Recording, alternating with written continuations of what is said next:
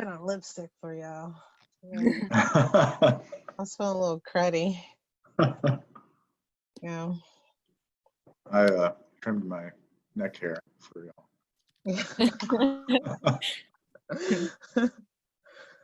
I moved this ladder. I was like, I guess I should move all this junk. Just the ladder. Are y'all fine with this being recorded and shared with Highlander's homecoming? Yes, please. Cool. There's a little, I don't know if you guys can see the little red thing that says recording, but we can always cut it so we don't include the pre 2 p.m. conversations. Okay. I guess you just have to ask if it's okay, everybody on the call, if we're recording this to be shared from Highlander. Yeah, I did note that in the original email, and several people have asked if we could record it because they couldn't make it, but I'll add a note to request or just make sure it's fine with everybody. Okay.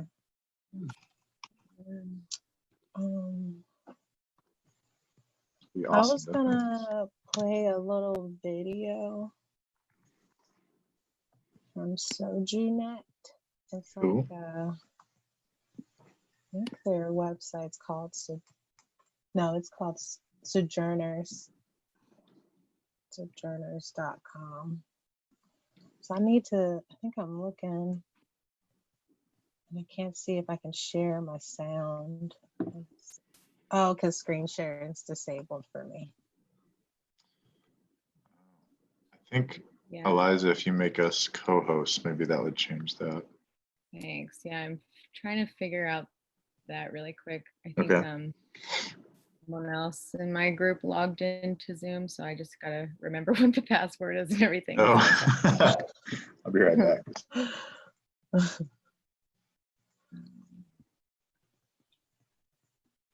I haven't worn lipstick in so long, it looks weird.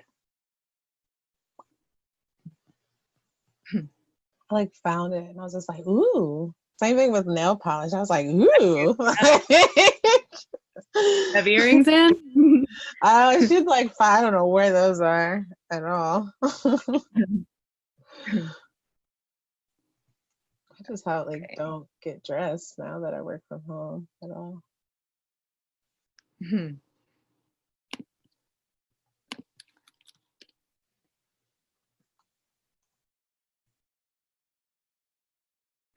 I live in a 200 square foot space, so this is basically the only place I can sit without it there being laundry or a sink behind me.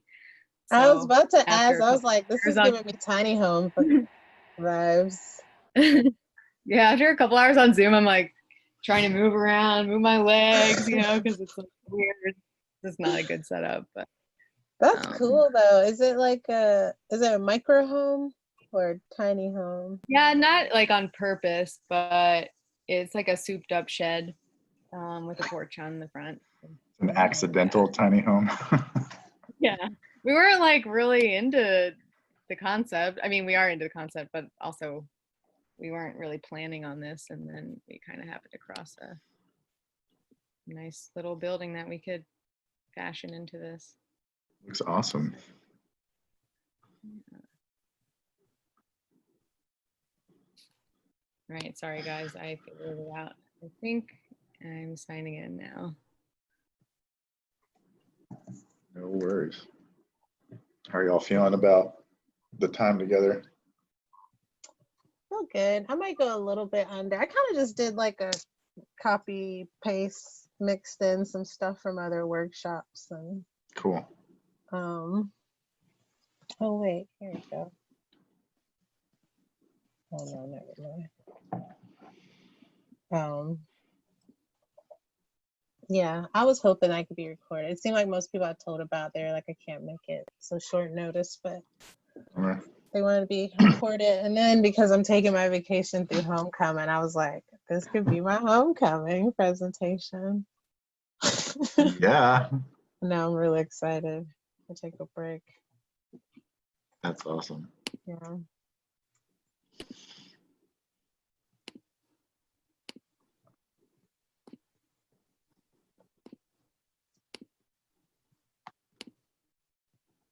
you feeling about it, Eliza? Pretty good. I felt like in talking about it with some people over the weekend that I needed to share a little bit more about agrarian commons than I was planning, because they were like, but what exactly are you advocating for? Like, so I'm gonna try to move from Sharice's questions and any discussion into just like a really broad overview of a possibility or a model, with a couple examples, and then open it back up, just so that there's some grounding in a project and it's not just all like heady. Yeah. Yeah. Let me do like a quick run through of what I have. Yeah. So y'all can see. You can share screen now? Yeah. Okay, sweet.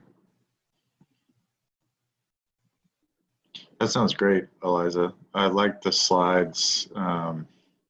Also, like the difference between community and agrarian trust models. Sounded really, really good. Cool, thanks. So I was going to do Nice. the introduction of the study. I'm going to explain place justice, our methodologies. We'll do like a little quick run through what Highlander is. These are the questions that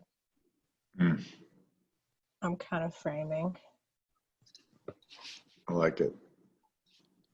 I like the rocking chairs in the background. Yeah, I was kind of like, it's like me being so desperate that we have nobody on the hill. Like, that would just look at pictures of it. But yeah, I thought this last question is like the lead in to Agrarian Commons. What are the opportunities for change? Kind of talk about, yeah, I'm gonna try to get some folks to list out other things that's going on. Then talk about how history kind of repeats itself from the themes of, I'm not gonna go through the timeline because I thought I'd just break up a lot, but I'll point out some dates and stuff. The point of it is to talk about how what's happening now is this continuation of what we call are the root problems. So how are ways that we cannot replicate this? So where I really want them to land is like, if it looks and smells like colonialism, then it is colonialism. Let's not make decisions and moves that go that way. Is it something that profited from slavery or sharecropping? Let's not do that. You know, just kind of, hopefully that could be a good combo. Yeah. Out of anyways, I'm gonna just wrap it up to that. And then opportunities of change. I was gonna do a quick review of regenerative land practices. Are y'all cool with me using these kind of bullet points for it? Yeah, sure. Yeah. Okay. Then reparations, just kind of what it is, what it's not. And then with this collective land stewardship, actually I'm gonna take this out because it was rocky last week when I talked about solidarity economy with it. So I'll just talk about this part and just be like, as your lead in, Eliza, are you cool with these, or should I add any other points you wanted me to? I think that looks great. Yeah. Okay, cool. Yeah. And maybe, then just, yeah, what'd you like say? local governance, but I think that goes with the collective decision making. Maybe I could do collective and local decision making and governance. Awesome. And then just like some links. Nice. Contacts. So yeah, I kind of just did then let me test this sound because I had a weird, it was weird last week. And that's what I don't want to happen. Okay, hold on. This video really is linked to Facebook, but I don't want to go to Facebook. Maybe this one. Maybe I'll click the wrong one. I'll try again.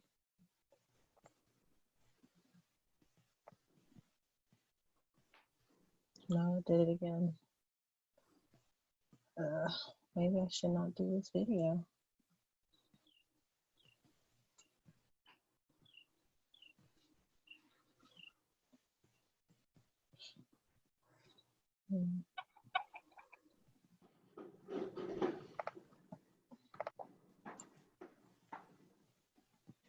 What's the video of? This is about Fannie Lou Hamer. I like to ground with a black grower, and this is like a little video about it. Somehow. Cool. But yeah, can y'all hear the sound? The fight against food insecurity isn't a new concept. Okay. Yeah. Okay. And I wonder if it's because the fight. No. If it's rocky and weird, it's just rocky and weird. I like it.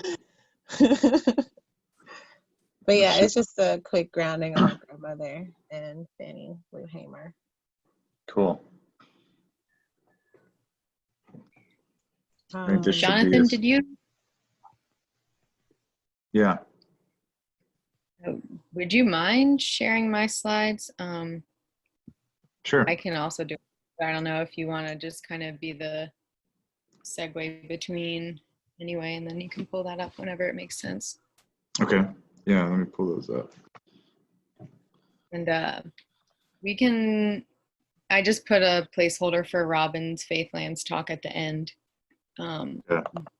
And yeah, I'm sorry. She's had a really rough week, so she'll be on it at 2, but yeah. Oh, I'm sorry to hear that.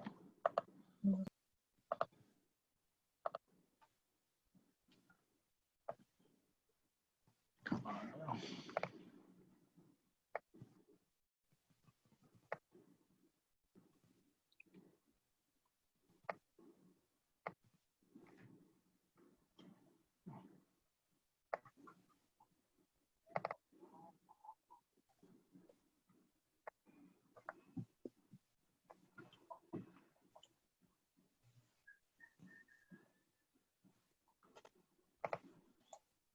I was mapping out just a little bit of a time sort of thing that we can very quickly steer away from, because I think this should be as flexible and emergent as we want it to be. But for like the first 10 or 15 minutes, just doing a little welcome intro, like people can type in the chat, and why we want to have this call. And then I was wondering if there should be some type of grounding or a way to pause and be still at the beginning, or if what you're doing, Charisse, with Fannie Lou Hamer would be that as you get started, if that's kind of the grounding for everybody. I usually just do it every time I present. So it's more just like giving, just explaining why I do this work. Cool. So if you wanted to do something a little bit more deeper and extensive, that'd be cool. Sometimes I like just to ask them a question to ground. My favorite one is just, why does land matter to you? I get people to share it, and they can put it in the chat box. But yeah. Cool. That's great. I could do like a very short, like 3 deep breaths kind of grounding to connect to this year of like respiratory disease and the uprisings that are so much about breath, and if that would feel appropriate to y'all, and then transition into land liberation study. Yeah. Cool. We're getting into that fall, like lung time too. Yeah. And then Charisse, will yours take about an hour? It's like 2:15 to, or 1:15 to 2:15? Yeah, it's kind of like a how much they get into it. I have like about what was it? I think I put in here like 10 slides. So you've been doing like 3 to 4 minutes on each one. Okay. Put me around like 40-ish minutes. So I feel like, Eliza, you could still have an hour. I think I might like 20 minutes and Robin maybe 15. Okay. That'll give us a good chunk for questions too in the discussion. Yeah, I think I usually struggle with like anybody wants to talk, I give them space to, and that eats up time a lot. And then because I'm just a curious person, and yeah, so yeah, I think we could do a lot of that 10 or 15 minutes between us too. Would even be fine. Yeah. And kind of cap it with Faithlands because it brings in, I mean, there's no tenure model or ownership model there. It's just the concept of people who are owning lots of land, thinking about that in particular, you know, how to move that to farmers. So. Yeah. What would be a helpful role for me while you all, hey, Robin. Hey, Rob. Good. Hey, how are you? Well, it's so nice. Oh, Cornelius is here.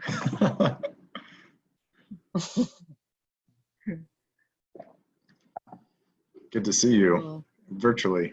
Y'all got these like cool wooden homes. Some cheap paneling back here. Wow. Robin looks like she's in a cabin. yeah, I'm at my have a lot. It's in the middle of the city. About 5 acres. Cool. Urban retreat. Very nice.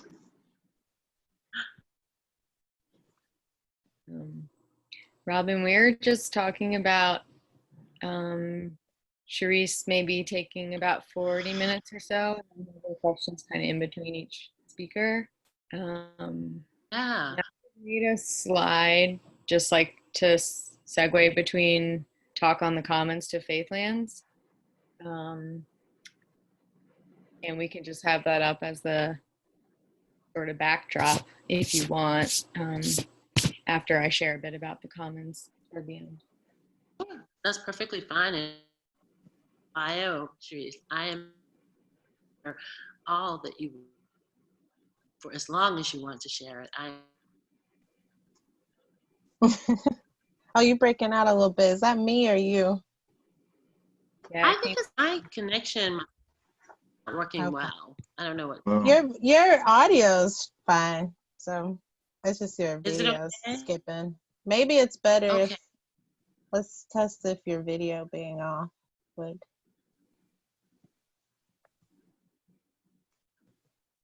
I'm gonna try. Cause is it me? That's what I'm wondering. I heard it was skipping a little for me too. Oh, okay. When you were talking, Robin.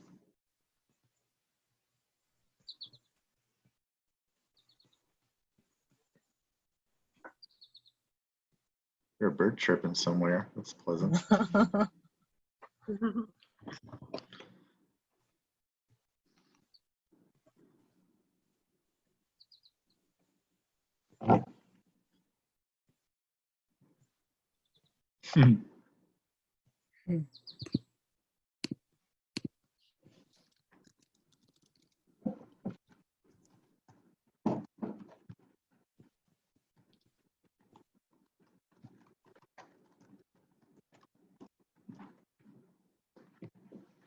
Are there things that would be helpful for me to support y'all while you're speaking or talking that I can do in the background?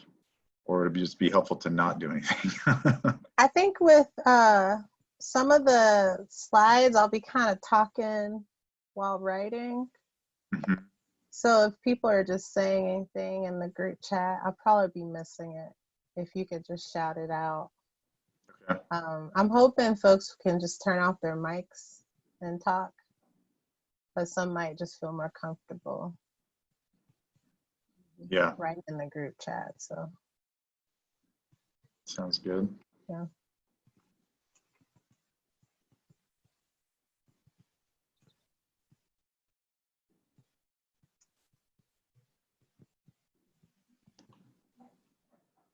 I'm gonna try to share my screen with your slides, Eliza. Does that work? Thank you. Yep. Okay. Cool. Oh, that looks cool. Awesome. Thanks. Awesome. Appreciate Now you doing that that. I'm a bit of a klutz on Zoom and sharing things. So thank you, Jonathan. Me too. So this will be good. This will be good teamwork.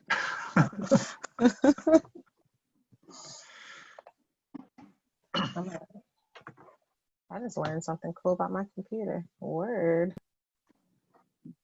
So you can flip it into a flat screen. Hello. I just got it and I didn't realize I could do that. Weird. I was just more panicking because my computer broke. And I was just like, ah! And they got me a computer real quick, which was awesome. Thanks. I'll be right back, guys. Okay. Good. Oh yeah, me too. I'll be right back. We'll do a bio break. Good idea.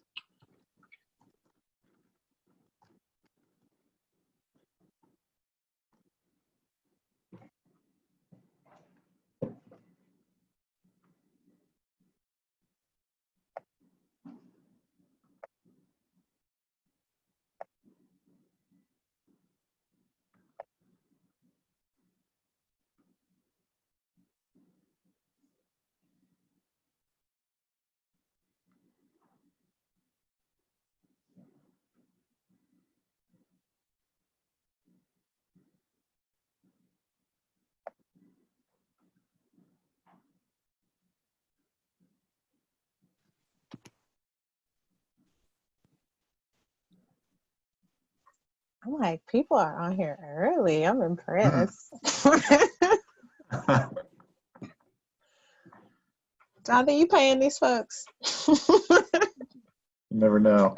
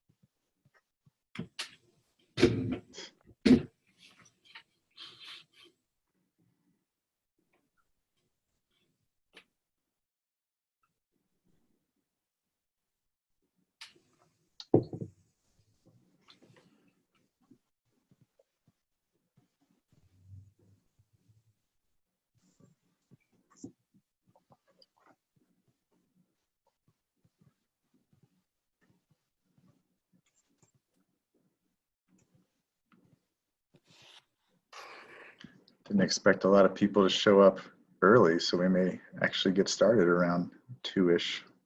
Give ourselves till 2:05 or something to make sure. Yeah. I know it's like making me want to step my game up on workshops, like when Yeah, I right. just attend them, because I'll be that one that's like 5 minutes late, like, sorry guys, like in the chat box. Dang, I need to step myself up.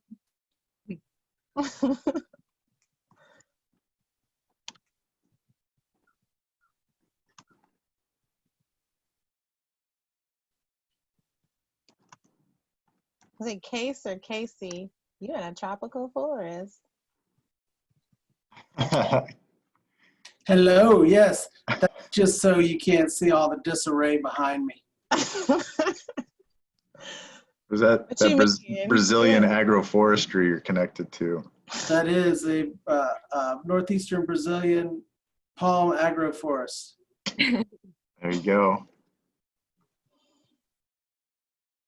And if I were to turn it off, you would see another kind of biodiversity left behind by my children.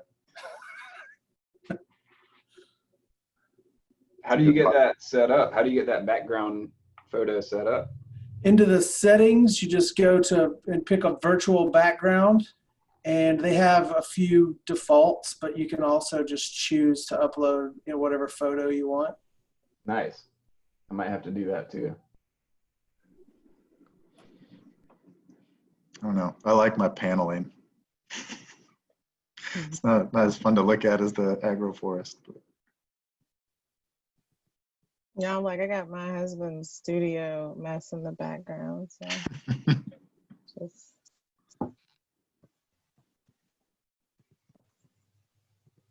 So the two folks who are on the phone, we're going to be using quite a bit of slides and visuals. Just heads up. Did it indicate to you? Was I one of those two people? What was? No, we can see your face, so I guess you're not That's calling in.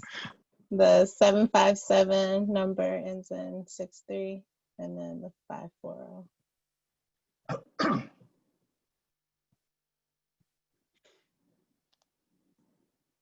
Hello. Hello. Hey, I'm going to be turning my video off, but I'm here. Thanks for being here, Nicole.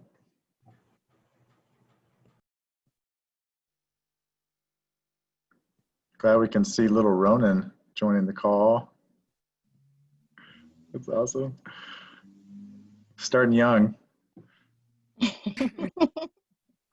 And that 540 number is Zach, so he's my counterpart, so I can fill him in on the awesome stuff. Awesome.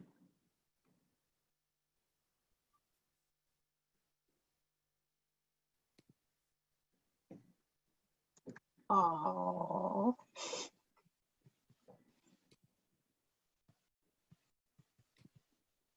What's up, Lou? Hey. Hi. Hey, Lou. I know more people on this call than I thought I would. Hi, Lou. Hi, Lou. This is just a big reunion. That's fun.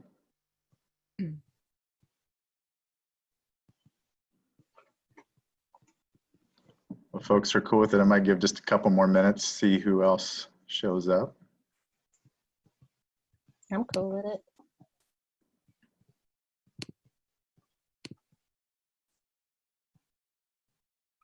And we do plan on recording. We are recording right now to share through Highlander and the Forest Farm, and also if Agrarian Trust wants to use it. If there are folks who don't, I mentioned in the email, but if there are folks who don't want this to be recorded or don't want to appear on it, you could send me a private message here and just let me know, and we can figure that out. But otherwise, we'll just assume that we're all down for it.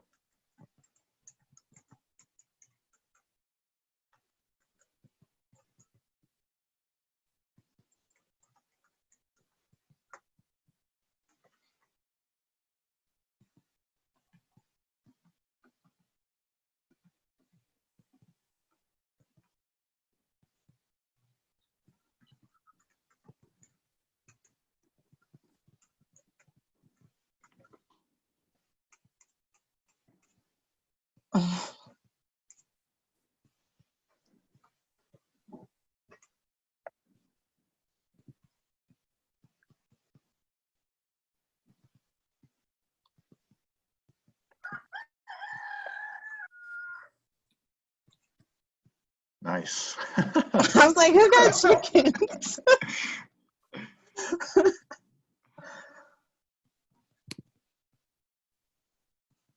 good sound. Your case picked up a baby from the jungle. To the tropical forest. Nap time in the forest. Ah, nice.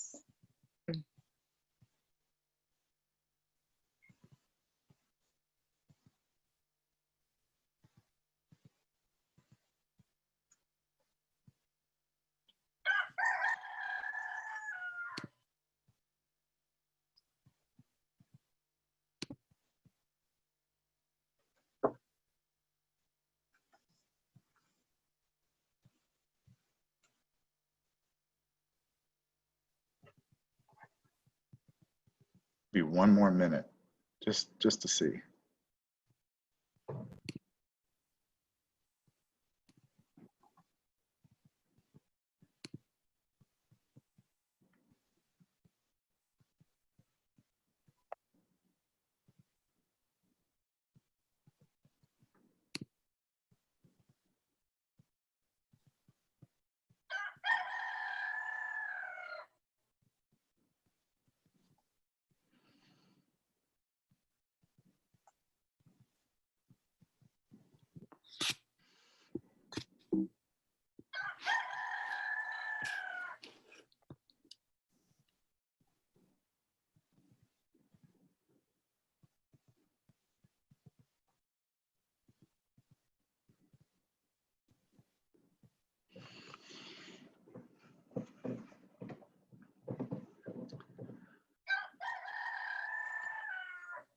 How do y'all feel about getting started? You feel like a good time? I feel good. Cool. Eliza, you feel good? Robin, how about you? You ready? Cool. Oh, man. I am. Thank you. Good. Well, welcome, everybody. There might be a few more that show up as we go along.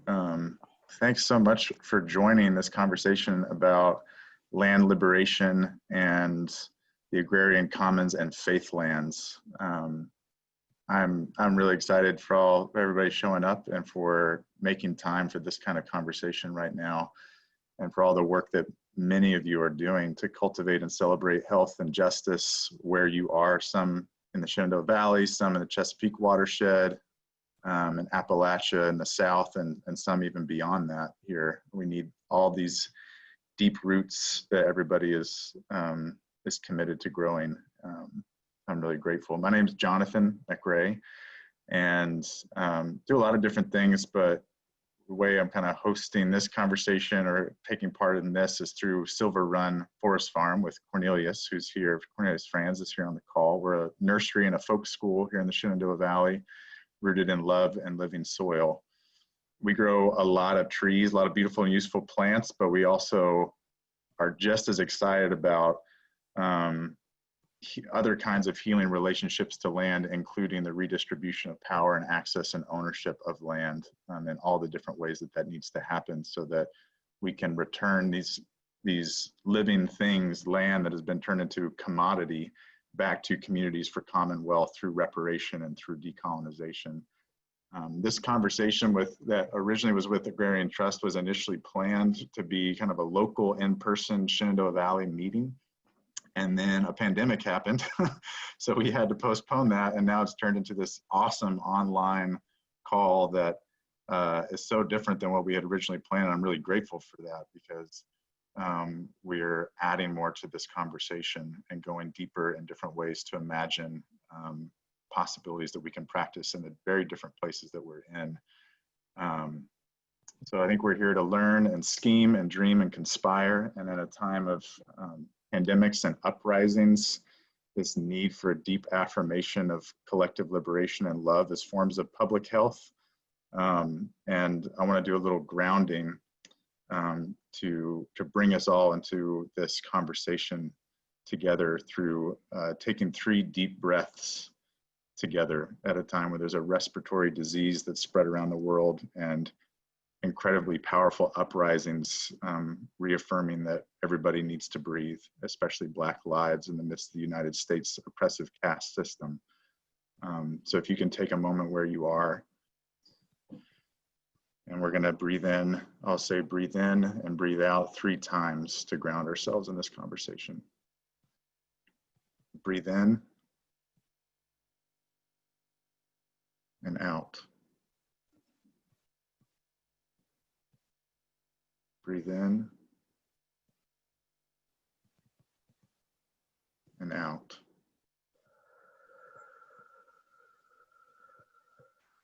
One more time. Breathe in and out.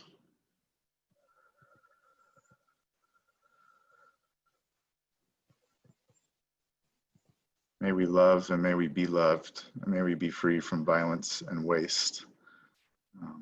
If you can take a moment, if you have the ability to do so in the chat, to introduce yourselves instead of going around and all speaking out loud, which would take a while.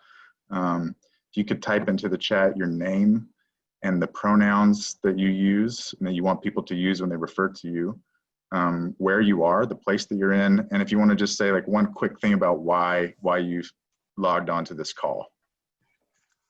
Just take a couple minutes to do that.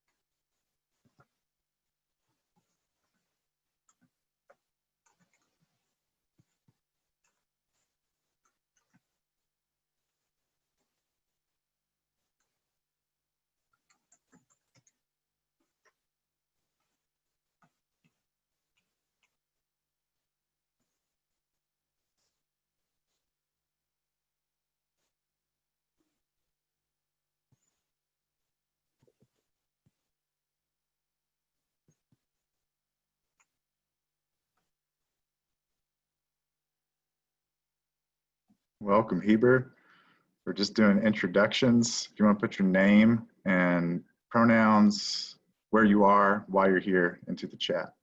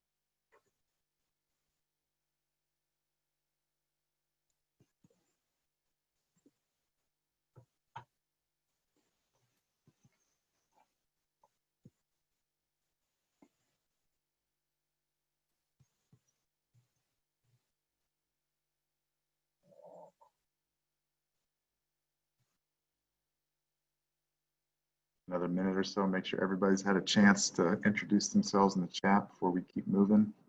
Thanks for sharing.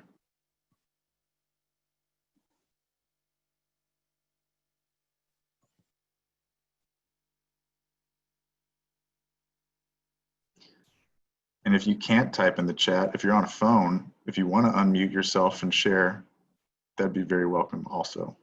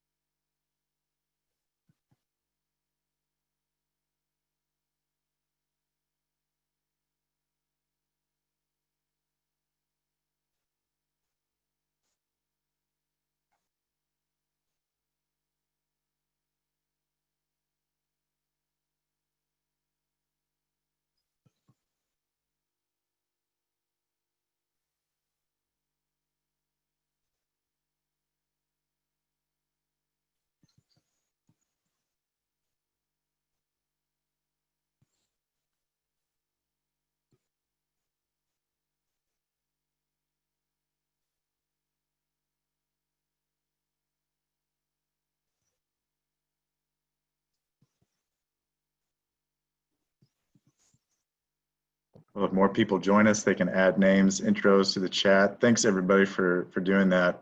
Take some time if you haven't already to scroll through and get to know people just a little bit.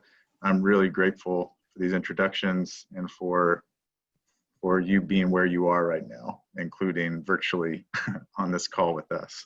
So with that, I'm going to pass it over to Charisse, who's going to lead us into the land liberation study. What's up, everybody? Heber, tell Siobhan I said what's up. Hello, everyone. My name's Charisse. Beloveds and comrades call me Pumpkin. I'm from Alabama. I'm calling from Knoxville. I've been here for 17 years. I call it currently home. I work at the Highlander Center on the education team. I've been at Highlander for about 3 years, since 2017. I'm really excited to have this conversation with y'all today. Before I really even get into it, I wanted to kind of share with y'all why I do this work. Before I even tell y'all my story of work, I must honor my ancestors. I'll be doing some like cute little screen sharing, so it's not gonna be like graceful, all right? So, all right. But yeah, in the picture to my left is my grandmother, Chelsea. Chelsea Horn, she's from North Alabama. She was a farmer. She was a child of the farmers. Surrounded by her, she's the one in the green dress, looking fly. And then surrounded around her is her sisters, who are also from Cherokee County, Alabama. They went between Cherokee County, Alabama and Rome, Georgia with their families as farmers. And to the right is Fannie Lou Hamer. And I found a little video that I really think is good. It's quick and short, about Fannie Lou Hamer and Freedom Farm Cooperative.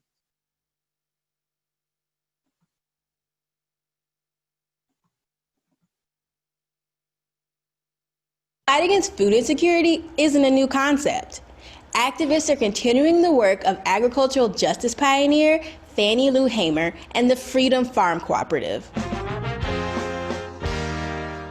Born in 1917 in Ruleville, Mississippi, this daughter of sharecroppers experienced firsthand the racism and economic inequality of the South. At the age of 12, she left school to help her family on their farm, but continued her education by teaching herself to read by studying the Bible. Hamer learned about liberation from the Bible and connected the idea with the fight for civil rights and the equality for Black people. In the 1950s, she joined the Civil Rights Movement. She became an organizer with the Student Nonviolent Coordinating Committee, or SNCC, and later co-founded the National Women's Political Caucus. Hamer took her passion to fight for equality for Black farmers, who she felt were suffering the most under segregation and the often unlawful practices of sharecropping. In 1969, she created the Freedom Farm Cooperative with the mission to make land more accessible to Black Americans, giving Black people a voice through an agricultural movement that helped them achieve economic independence. Hamer's goal was to redistribute economic power and create a strong economic foundation for Black Americans in the rural South. With a loan from the National Council of Negro Women, she started a pig bank for Black families. How did this pig bank work? Well, families were given a pregnant pig to care for and would use the offspring for food or to sell for financial gain. In 5 years, thousands of pigs were available for breeding. This not only helped the Black community, but also put funds back into the co-op to provide more services for the community. In time, the Freedom Farm Cooperative raised almost $8,000 through the pig bank, which allowed Hamer to buy back 40 acres of land that was once owned by Black farmers. That land soon became the Freedom Farm. Its main purpose, to help the most disenfranchised people provide stable housing and be a business incubator for the Black community. The Freedom Farm Cooperative offered financial counseling, a scholarship fund, and even served as a housing agency assisting Black families with subsidized housing. With her bravery and strength, Fannie Lou Hamer was able to create a system of economic independence for her people and leave a blueprint for those to continue her work for justice. And that's why today we're celebrating Fannie Lou Hamer, a phenomenal woman of Black history.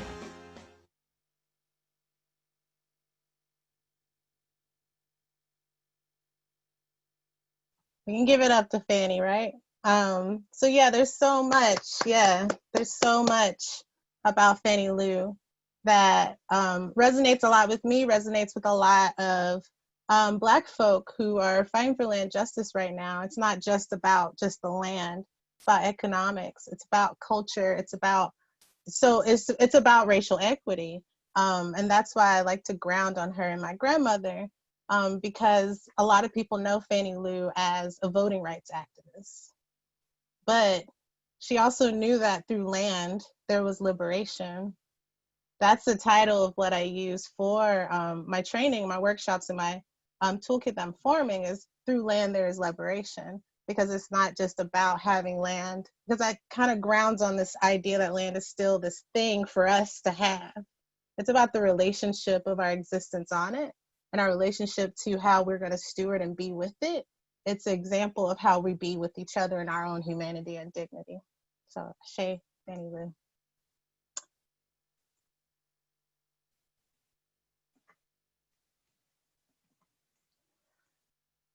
So,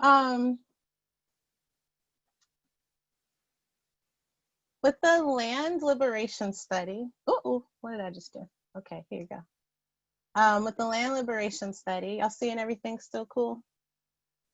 Okay, cool. It's the Highlander Center, which is where I work. It's an 88-year-old training school. We've been in multiple places through, since 1932. It started in Middle Tennessee, moved to East Tennessee after the state shut it down, through integrated trainings and classes. And then our final place, which you see in the picture in the background, is in New Market, Tennessee. It's a picture of our workshop center. It's where we house our trainings, our education work, our accompaniment work. We hold people coming for respite, holding people who come for strategy. And the land liberation study, it focuses on land and place justice. I use place justice defined as the right for people to be in their place, to be allowed in it.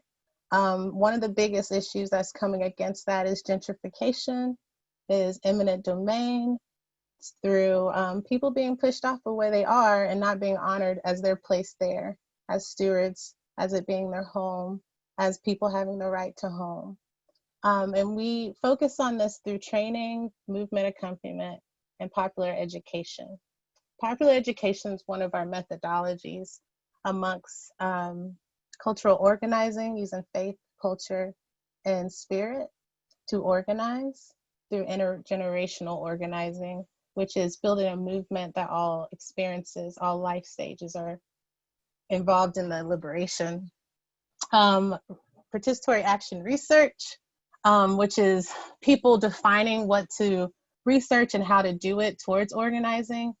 And I feel like I'm blanking on one. Oh yeah, land legacy in place. That's the one that is the intentional focus that is defined as a methodology of encouraging popular education to honor, learn, and teach history and tactics for land and place justice.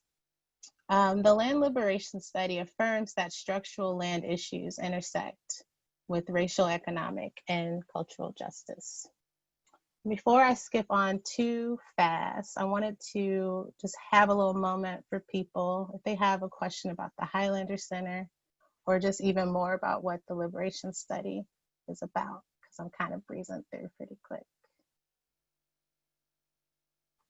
Y'all good? It's like when you go between the screens, I don't see y'all, so I'm like, what's going on? I'm used to being in space with people, so.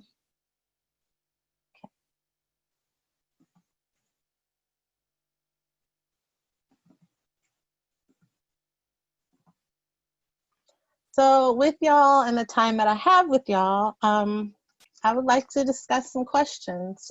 Using popular education, what's central to that is creating a dialogue, not just for me to present. So love for y'all to engage. Y'all can turn on your mics and say, hey, Pumpkin, I love to, you know, we have pretty good amount of time.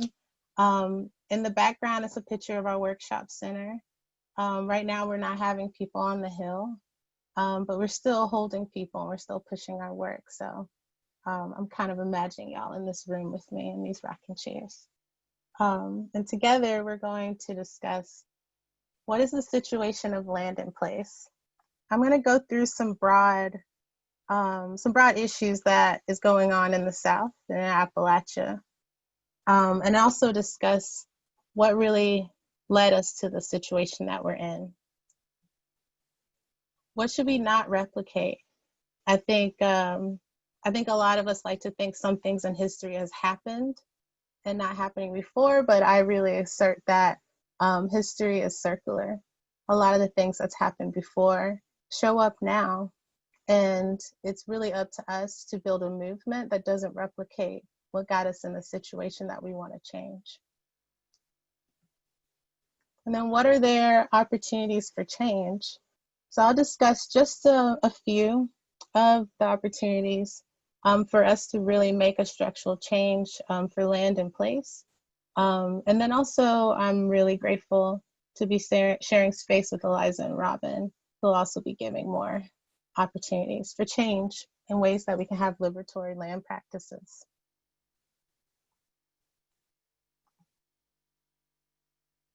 So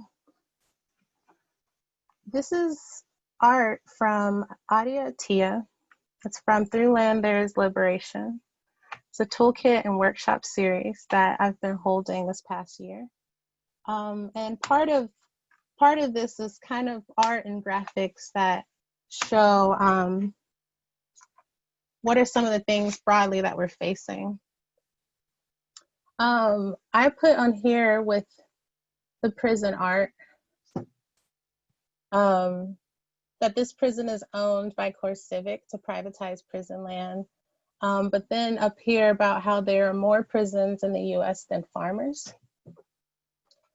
So there is more, it's a domination of lands. And in Appalachia, there's particularly like places that were once coal mines that became prison lands. Also privatized land.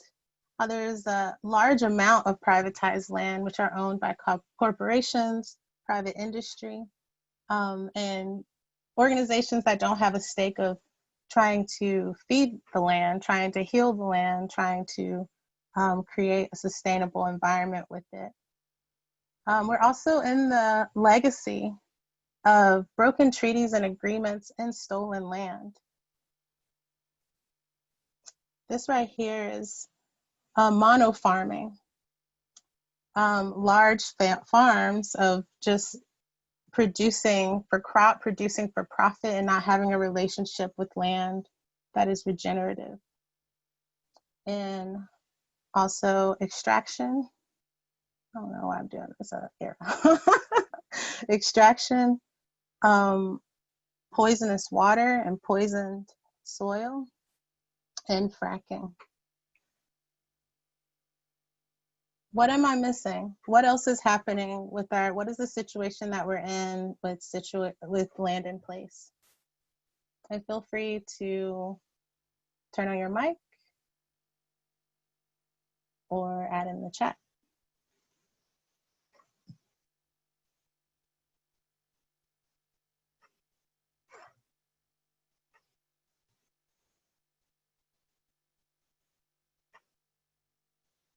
Or did I just cover everything? I don't think I did. And you can speak more locally as well.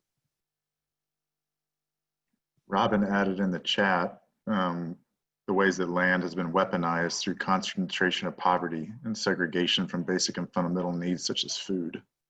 Mm.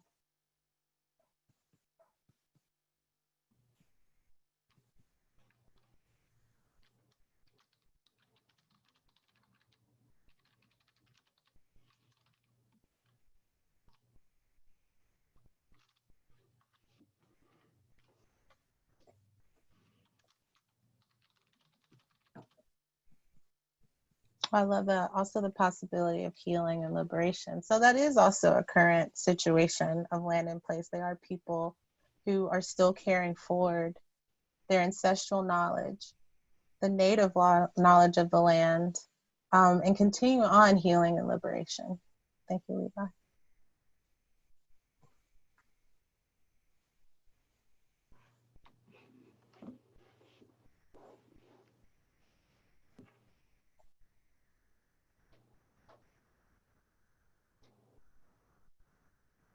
Fossil fuel-based market forces make decentralized models of land care less viable. Janelle and Jason, do you mind explaining that a little bit more?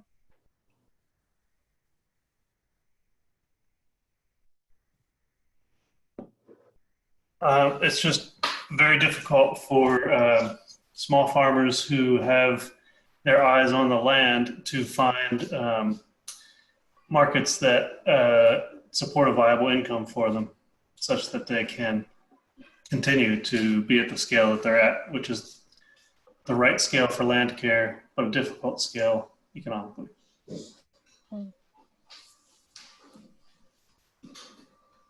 Thank you, Janelle or Jason.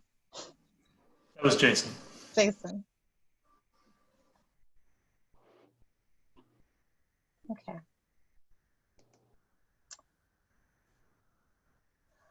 So a lot of what we look at currently now is let me move this out of the way. What has already kind of happened before, like I mentioned before, like I don't really view the history and the themes of history as linear. I see those as things that are recurred before and continue to recur. Let me catch what's in the chat. Oh, this is from the previous question. Land has not been recognized recently as living beings with its own rights. Yeah. So we know, especially knowing from reading what people are here on the call, it's like we know that a lot of previous history of looting, erasures of cultures, and murder of Native people, which is settler colonialism, slavery, like exploitation, colonialism, and broken treaties and agreements, is a lot of the history that goes back from like 1598, from even how New Mexico colony was founded, the killing of men, women, and children, the capturing of them, to 1619, when a slavery privateer brought 20 African people to Jamestown Colony in Virginia, to broken treaties and agreements that happened from there up to the 1900s, and particularly to after Civil War, with the General Sherman making an agreement for 40 acres to Black folks along the coast, and a mule when he came in Savannah spoke with pastors and said, what do Black folk need? And they said, give me 40 acres and a mule. And how the subsequent history from that took away that agreement, didn't honor that agreement through violence, through people not following along with the agreement, and through state entities violating that. My question that I have for y'all is, how does even these three large, really large themed occurrences, how are they still happening with land?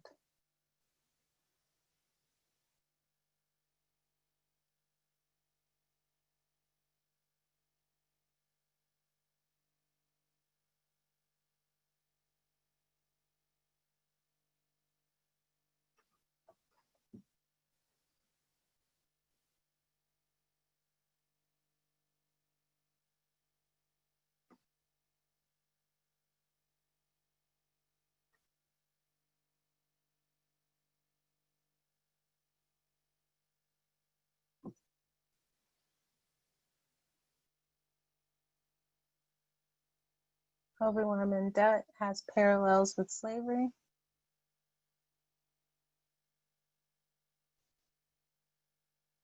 Prison system equals slavery. Gentrification equals colonialism. Absolutely. Eminent domain laws, abuse of migrant workers, demonization of immigrant farm workers who suffer abuses and little or no pay.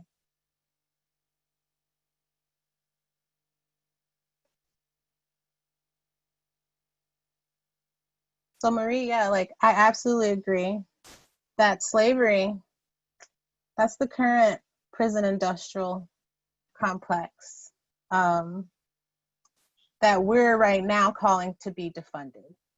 And why I think this is recurrence of land issues is because these prisons, these jails are on land. What this slavery system does to people affects their economic ability to be on land. There is still systemic and state entities and active forces that take land from the same people who were in the first wave of slavery. Disappearing indigenous activists who fight for land and water rights in Central America and the US, and probably elsewhere too. Yes, Grace, that is like indigeneity everywhere. It's global. So, and really to be indigenous is to be of the land. So yeah, it is happening globally. Thank you, Grace.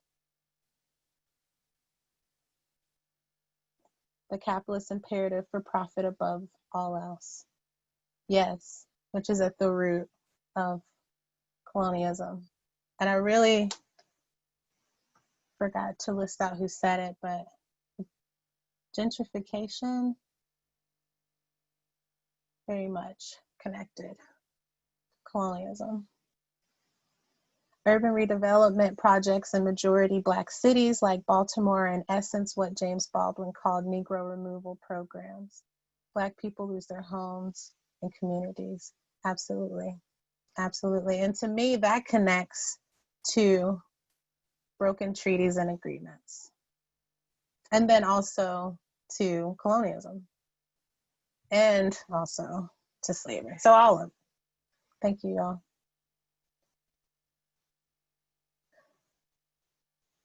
So then also white supremacy, violence and domination, which the $20 words are institutional and interpersonal racism.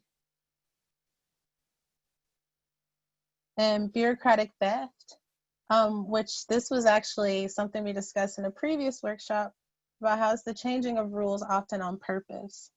So this makes me think of how in 1910, Black farmers in the US lost 80% of their land that they previously had from the 40 acres and a mule agreement, and then also how Black folks were moving post-slavery to farm, to have rural land, and to keep the rural land that they were stewards of, lost 80% of that land by 1910 because they were not able to receive a farm serial number from the USDA.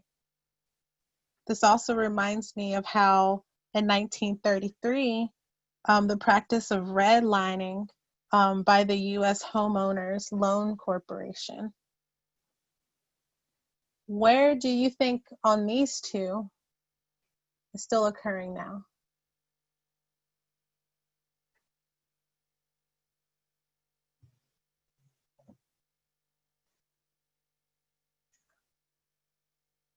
Not even where, how, but you can also share where if y'all want to lift up a place.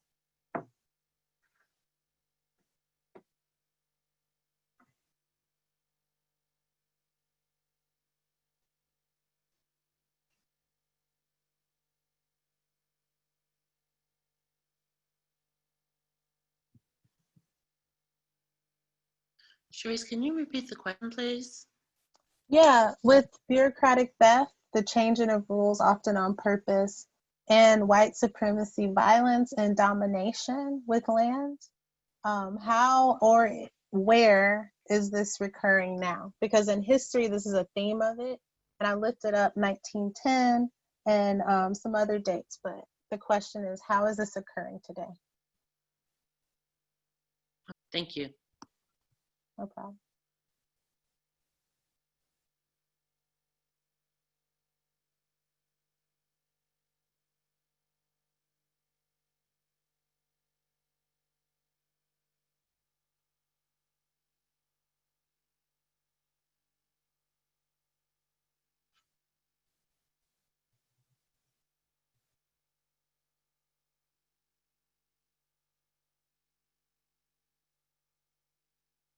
Said Amelia, schools continue white supremacist domination and systemic theft.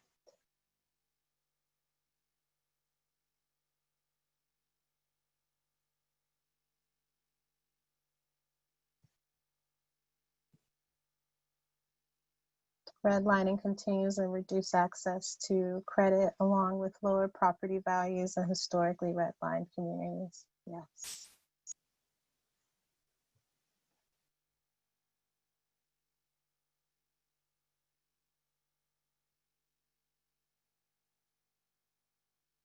And also like the number of when I said in 1910, 80% of that was lost. But then, you know, in 1935, there were standing 6.8 million farms with an average of 155 acres. And that has dwindled significantly to now. It's very dwindled. And I don't have the number. If someone has it, they can put it in the chat box. But then also just the use of violence and domination with land is still occurring now, and with Black land loss. With Jonathan, 95 to 98% of rural land is owned by white people. So that points out the domination, white domination of land ownership. So it's in a continuum of colonialism. So then the other ones I wanted to lift up is how the expansion of capitalism, which I really mean as like just all the different ways that capitalism has morphed and changed, that it's not just with capital, it's with land, and it's with all the different structures that land is with banks, with institutions, and with migration and migrant labor. So the point of me looking back and pointing out how in history these are all happening is to assert that these are happening now. And how can we work? Because I loved how in the intros people are like, I am working in land, I'm working in place justice, I'm working in food justice. How can we make sure that we are not replicating the themes of what has already got us in the situation that we're in, because it's obviously still occurring today.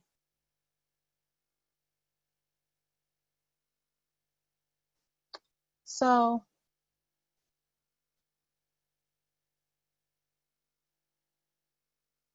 now this chat's getting good. Thank you, Lou.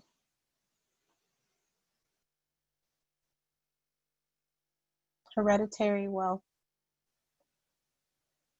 So this is artwork from Through Land There's Liberation, and it is a visual timeline that we created, that a lot of the things that we just spoke of, how kind of just shows like the pathway of how we deal with it now, starting with when they first came over here, how they erased, they tried to erase the knowledge of the land from Native people, to dominate and own. They killed and murdered, and attempted to remove whole groups of Native people. The land that we're on is stolen. The land that we're on holds trauma and that loss of life in it, and the wealth that this country is supposedly having, was built off of the attempted genocide of Native people and the enslavement of Black people. With slavery, and shows like how it went to sharecropping and how slavery morphed into Convict Lease Act, after it was chattel slavery was abolished, and how it also then morphed into prison system we have now, the xenophobia and the colonialism, and from the encampment of Asian Americans, to now ICE domination and enforcement throughout the country, and then also in Appalachia with 287G agreements, which is cooperation of local police with ICE. I wanted to give a second, and then also behind here, let me double check the chat real quick. Oh, I'm missing some magic on the chat.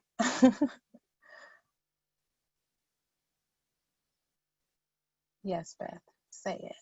Say it. Okay. So also I wanted to point out in the back how land throughout this has been used for the monocropping and farming, to physically holding encampments, to being mined, to creating prisons. Wanted to give a moment for if anyone wanted to add anything or comment to this visual timeline.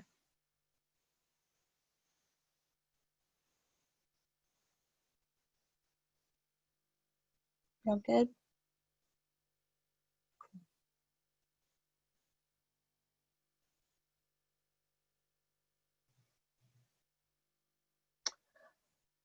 So I wanted to speak on what are the opportunities? What are the opportunities to not replicate what has got us in this situation now, but could also, even in this moment of us really, we're writing a new book, you know, like with defunding and that being such a topic, like how through land we can put land in the plan of liberation that people are fighting for now. And I wanted to briefly discuss regenerative land practices, which I saw in the chat quite a bit, a few of folks believe in that and practice that. So I kind of put some bullet points of what it is, but I know there's just so much more. So I want y'all to lift that up of regenerative land practices and how, and the question I wanted to ask y'all is, how do regenerative land practice address and do not replicate the things that got us in the situation with land now?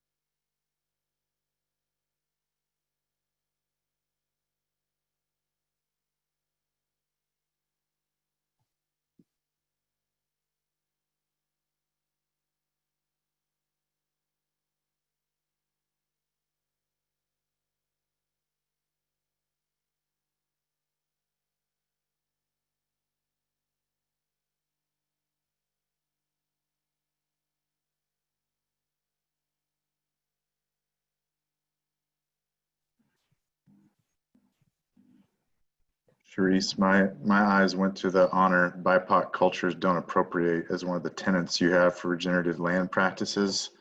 Yeah. And there's so many groups that call themselves, regenerative agriculture, permaculture, whatever, that are very white dominated and white led, that absolutely don't do this, don't name where these practices come from, don't name the land, aren't based on redistribution or reparation. And so by this list, they really aren't regenerative by this definition. So I'm appreciating that inclusion of, it's not just about soil rotation and or crop rotation and soil health practices. It's also about honoring the history, tradition, and lives of those where these practices come from.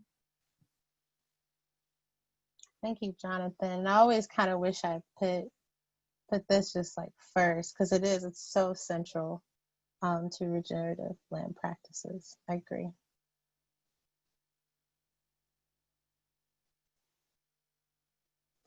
What do y'all think I mean by democratizing access to food?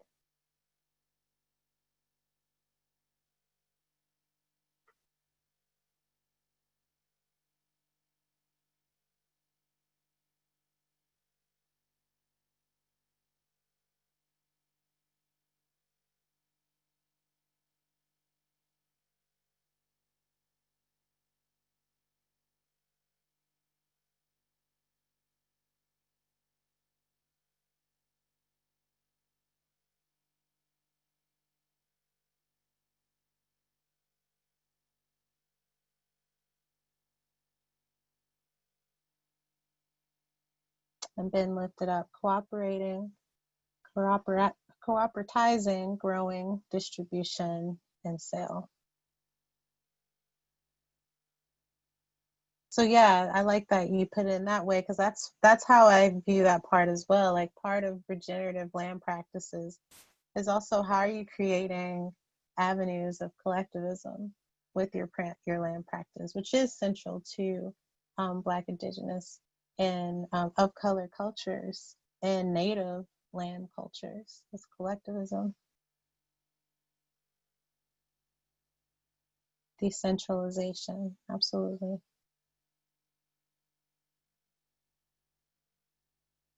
Local control of our food, not a luxury. Accountability. Cultural foods as a right, not something that you get if you have money. Legally observing small farmer rights to sell, produce, even in urban areas. So Beth, could you explain more about ending charity secondary food systems?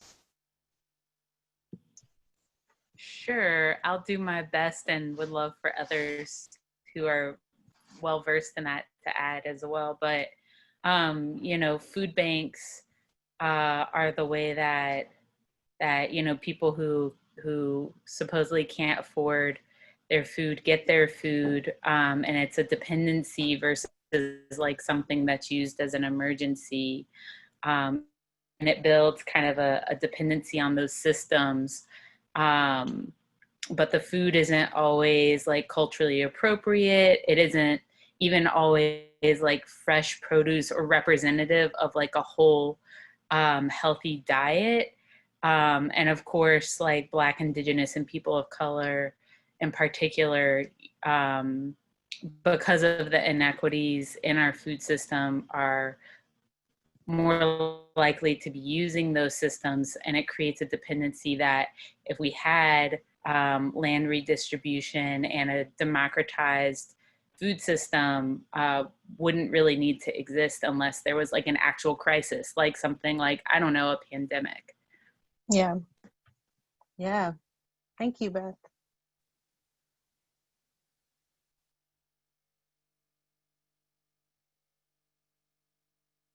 So next I wanted to lift up some supporting and demanding reparations. I really stand with Movement for Black Lives and how they define reparations. And this is from their Reparations Now toolkit, which is online on their website. And they define it as a concept rooted in international law that involves forms of repair to specific individuals, groups of people, or nations for specific harms that have experienced in violation of their human rights. Therefore, reparations cannot be achieved simply through acknowledgement or an apology or investment in underprivileged communities. And they even in their toolkit go into more of like, it's not writing a check. It's not giving to individual people. It's not donating to a GoFundMe. It really is a big shift of restitution, compensation, rehabilitation, cessation, which is a complete end to the actions that is still harming those people, assurances and guarantees of repetition. So that means legislative, law work, things that really can install in our social fabric that what happened before will not happen again.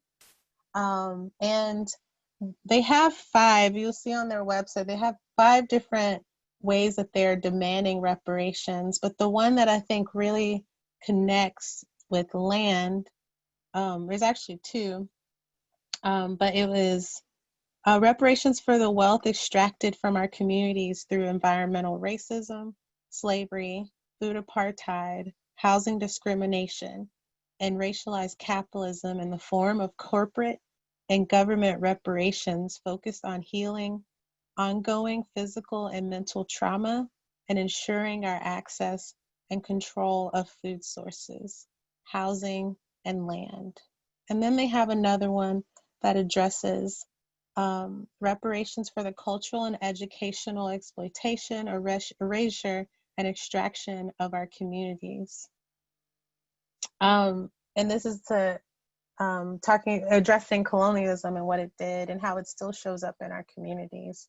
So just seeing this and knowing this definition of reparations, I wanted to ask y'all, what do you feel like your organizations or your work can play in supporting and demanding reparations and further pushing reparations to be put in legislation?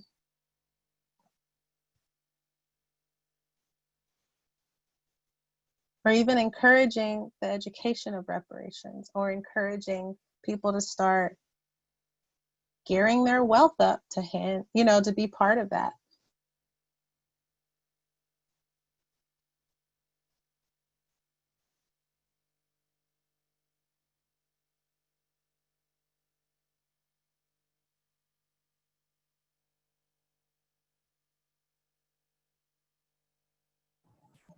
Can you ask the question one more time? Yeah, so what do y'all think from where y'all are coming from with your work, you can support and demand reparations? Or if you're already doing it, I'd love to hear how you're doing it.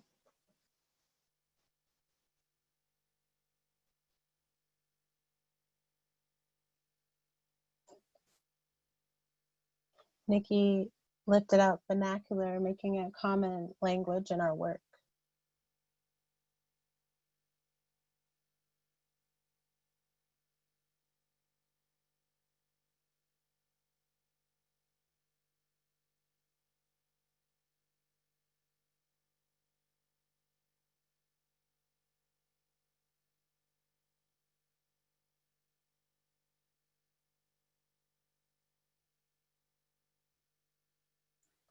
Given percentage of farm income to Black farmers.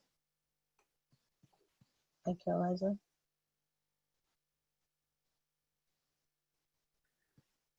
Pumpkin, can I was gonna start typing, my fingers got tired. Can I just tell you?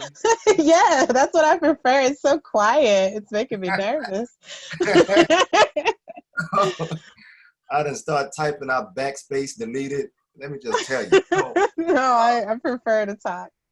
Okay, so just recently, I linked up with some neighbors here in the community where I live, and also incidentally where I pastor. And we established a group called the Black Community Action Coalition. one of the subcommittees is for reparations, and I lead that subcommittee. And right now, that work, our work focuses on political education, which is why I appreciate you sharing the definition and other places where people can learn more. And so we're doing a lot of political education and planning for that as well. And in addition to the political education, the awareness raising, like so many here in Baltimore, many of the descendants of the families that cut up the city and redlined the city and really essentially established a blueprint for redlining for the country. I referenced the work, point to the work of Dr. Lawrence Brown in his forthcoming book called Black Butterfly. It'll be out in January. Baltimore really did offer the country a blueprint for redlining that involved theft of land and the propping up of these wealthy white communities here in the city that, you know, it has a heritage, it has a story. And the descendants of these families still live here. The corporations, many of the organizations, they're still right here. We're not talking about eons ago, right? And so I think for us, we've seen that there's a basic, that people just don't know how recent, I love your piece about the circular history. They don't know how recent this part of the circle is. That we're talking about people's grandparents or great-grandparents, not their ancient ancestors, at least on this particular issue. And so we're having a, you know, doing some important work right now on that front in terms of the political education, the awareness raising, and then organizing, and then being inspired as well by, you know, if you go back a little bit, if you go deeper into the history and legacy of redlining, and to the spirit of what it all is, we go back to chattel slavery. And I'm inspired by legislation and ordinances like the Slavery Era Disclosure Ordinance. It's, they passed it in Chicago, they passed it in Los Angeles, there's other cities that have passed Slavery Era Disclosure Ordinances. Ordinances? Yep. Where groups have, so like for companies that want to do business with a city, for some cities, they say you have to disclose your relationship to slavery before we consider you for this contract. And some cities like, yeah, Chicago, in Chicago, they said, listen, whatever the results of your disclosure are, you know, it doesn't impact the decision in terms of whether or not you get the contract with the city or not. Other places, it's different, but it at least provides a legislative format or something for a reference point for us who are organizing in the reparation space to say, hey, here is something that we can look to at our local municipalities, our city councils and the like. Like there is some type of legislative precedent here that we could study alongside the political education. I also just finally would want to say, this is the problem, Pumpkin, when you let a Black Baptist preacher have a word. I told John that on Liza, I was like, my problem is going to be I'm going to let people talk too much. So you and I both are just. So my last thing is, there's a dynamic book by Dr. Raymond Winbush called Should America Pay? I'm looking around because it's here somewhere. But oh yeah, that's an excellent book. Yeah, Should America Pay by Dr. Raymond Winbush. He also wrote on reparations in another book called Belinda's Petition. Check those two texts out, and in terms of getting a deep history there, he's probably one of the foremost reparations scholars that I know of and has been connected to in COBRA, which is a historic African-American reparations group. He's been connected with them and working with them for some years. So as I go to my seat, as us preachers say, thank you for even making space for the reparations discussion in the context of this gap. No, thank you so much for lifting up those resources, because that is like, you know, even though, like, I love how Movement for Black Lives recognizes that this is not new. This is something that actually dates back. It's actually even in United Nations international law of how to address the slavery and harm, and also just destruction of other cultures globally. How really our country needs to kind of catch up. And the best way to catch up is political education, and also our freedom fighters knowing what it is and putting it on our plan for liberation, and particularly us knowing that it's on the plan with land liberation. This is how it's going to happen. is how we can actually liberate. Thank you. Lastly, I wanted to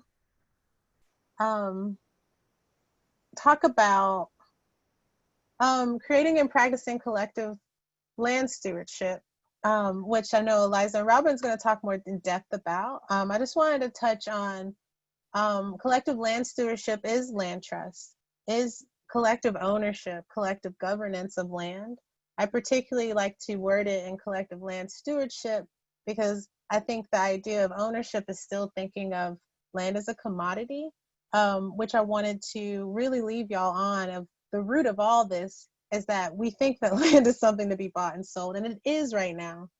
So liberating the land is how can we obstruct that from happening, and then also do it to reconcile the history that we are living in legacy of, which we are being harmed and killed and attacked under. And collective land stewardships address the power dynamics over land. Highlander, we teach power of power with and power over.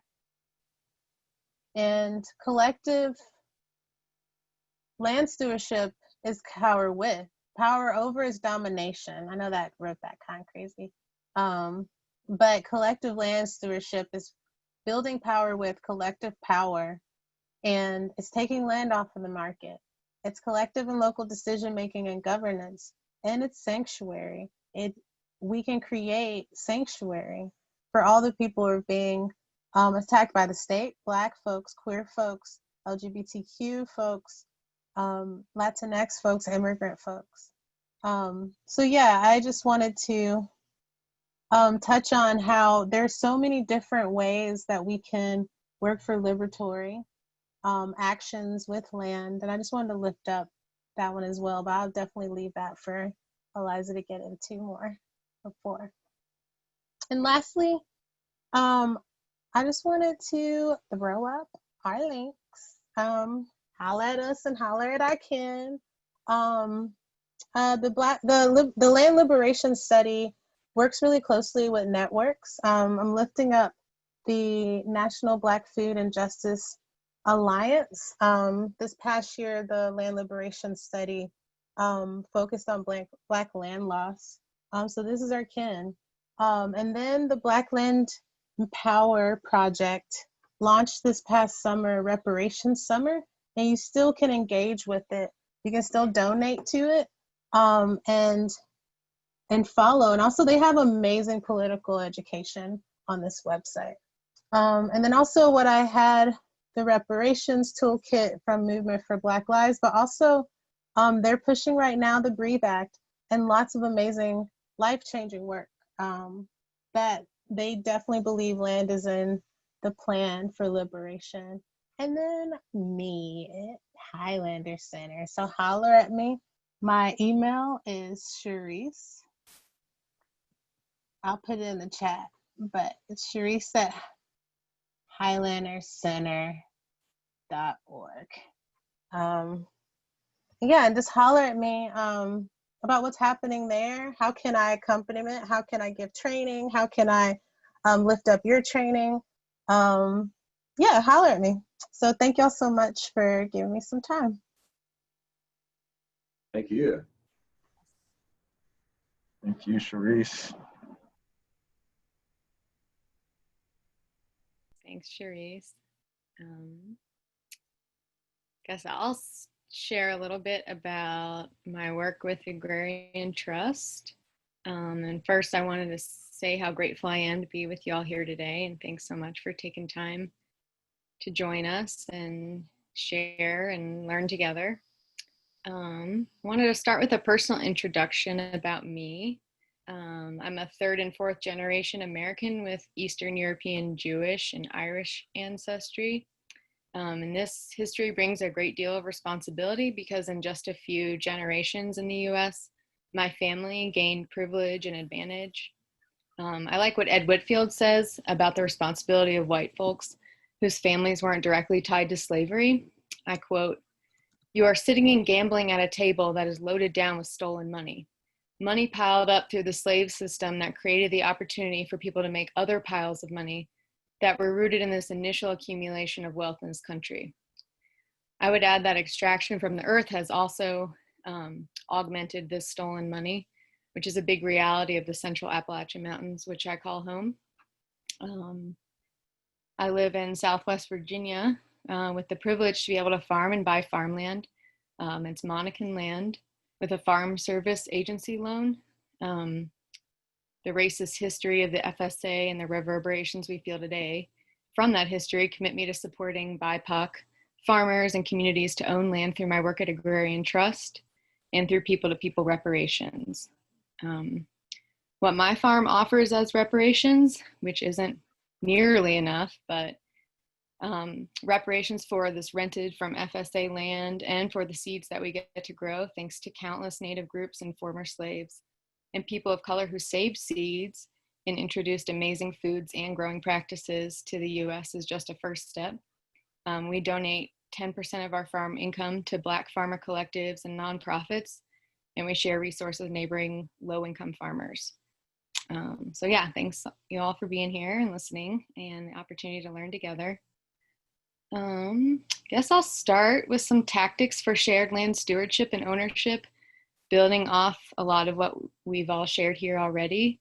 This is work I'm doing with Agrarian Trust, and it's centered on supporting land-based livelihoods, healthy farms, decommodification of land, and equitable and heritable farm tenure. These are core concepts because we're trying not to replicate the factors of US empire that led to the story that we're stuck in now. And y'all named a lot of that. Concentration of resources, control over land and labor, gentrification, exploitation, colonialism, commodification of land, stealing land, place injustice, and a lot more. Know if it would be helpful, I have a few slides that we could put up. Thanks, Jonathan. Cool. So in the land space now, I know this was already shared. There, 98% of farmland is owned by white people, and now consolidation is taking place. 12% of farms own 90% of revenue, and land grabs have entered the picture too. International investment and ownership in farmland doubled between 2004 and 2014, with more than 25 million acres now owned by international investors. So hundreds of millions of acres of land will also be changing hands in the next decade as farm owners age out. What happens to that land is key to our work, ensuring it moves to Black, Indigenous people of color, ecological stewards, and those who've been marginalized from access and equity in land, food, and health. We also have a broken system regarding how we value farmland, and so everything built off the system is flawed. Land is unattainable for most people because its value is based on conversion for development or extractive potentials, value far above what farmers can afford based on a sustainable agriculture business. So often a farmer, if they can even afford land, acquires it at above ag values and then is burdened to regenerate the land to a sustainable level that can make for a profitable business to begin with. The farmland market is also appreciating a lot, so values of land are increasing while farm revenue is declining every year. But I know a lot of people here have a lot of personal experience. So I wanted to open a little space if anyone is willing to share personal experience around these issues or other root issues related to these that I may not have included.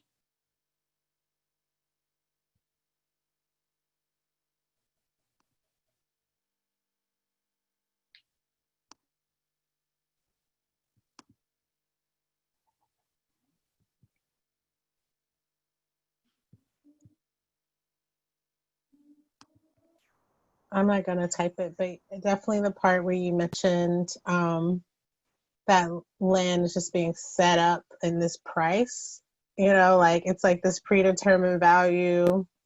My family was really affected by that because it was like our family land is invaluable. And so yeah, that really resonated to me. And that was part of how our family lost land, was how it was valued. Thanks, Cherise.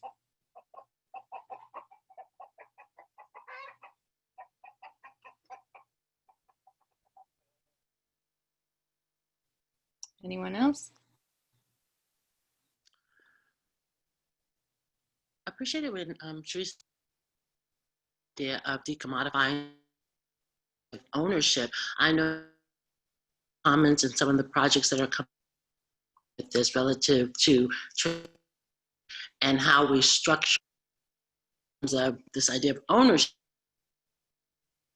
for a community. Can you speak to some of the ways dealing with that challenge?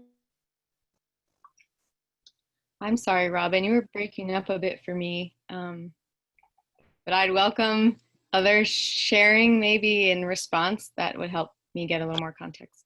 Sorry I think about I that. gathered that she said could you share about the challenges of how land ownership and how it's being commodified? Is that right, Robin?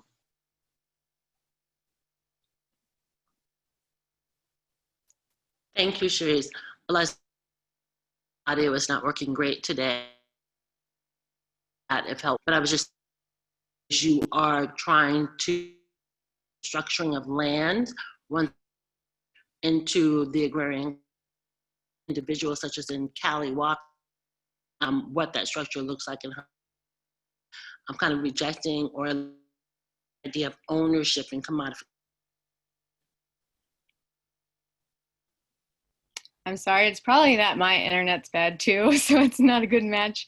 But I heard you mention Reverend Callie, so maybe I will introduce that, and then if you wanted to share a bit more, if other folks are hearing you better, I'd love to leave that to you as well. But yeah, I think there's a mix of opportunities. You know, a lot of farmers we're working with don't have an interest in personally owning land, but want to see it permanently decommodified, with, of course, equity considerations and opportunities for building equity for them personally. And then there's people too, where I think, you know, the purest form of reparations is giving back what was taken or what was owed. And so personal ownership certainly plays a role in that. And so there's maybe a whole, you know, interconnected web of ways that land can be returned to people through land trusts or privately. But Robin, please take it from here, because I'm not sure if I'm going in the right direction. Well, Eliza, I think just share a chat, but they can't hear, because I am supposed to speak about forward to. I don't know. Can Maybe try with your video off, it'll be a little bit better. Sure, I'll give that. Is that no? Try it now. Yeah, I turned my improve the audio, but apparently that's not. Apologize. Oh no, it's okay. Yeah, I'm sorry. I couldn't build off of what you're saying, but let's yeah. I'll share more about the Agrarian Commons concept and then some examples, and then I would love to hear what y'all are doing in your communities too. So thanks, Robin, and sorry about that. So the Agrarian Commons really developed in the context of wealth disparity and farm viability challenges, and the necessity for local people to own the land, to innovate and create models of local land ownership and local governance for long-term, equitable, and heritable tenure for farmers. And it's based on the community land trust model and conservation land trusts. So like a community land trust, land is removed from the commoditized market and owned collectively. But broader than a CLT, Agrarian Commons can also hold infrastructure such as a hub or a kitchen or other community food systems assets, anything connected to land and supporting healthy communities. An agrarian trust itself is a national land trust, conservation land trust, because we know this is a national crisis, but solutions have to be local and shaped by place, community, and ecology. So land ownership is local, with local governance, decision-making, and local self-determination. So all the land is owned at the Agrarian Commons level. An agrarian trust supports with legal assistance, fundraising, and resource and idea sharing across commons. So I'll share a bit about the agrarian commons concept with a diagram, and then would love to hear your reflections, questions, and ideas, because I know a lot of you are practicing this in different ways. So this locally held land is governed by a 501c2 commons board, which is in the lower right corner.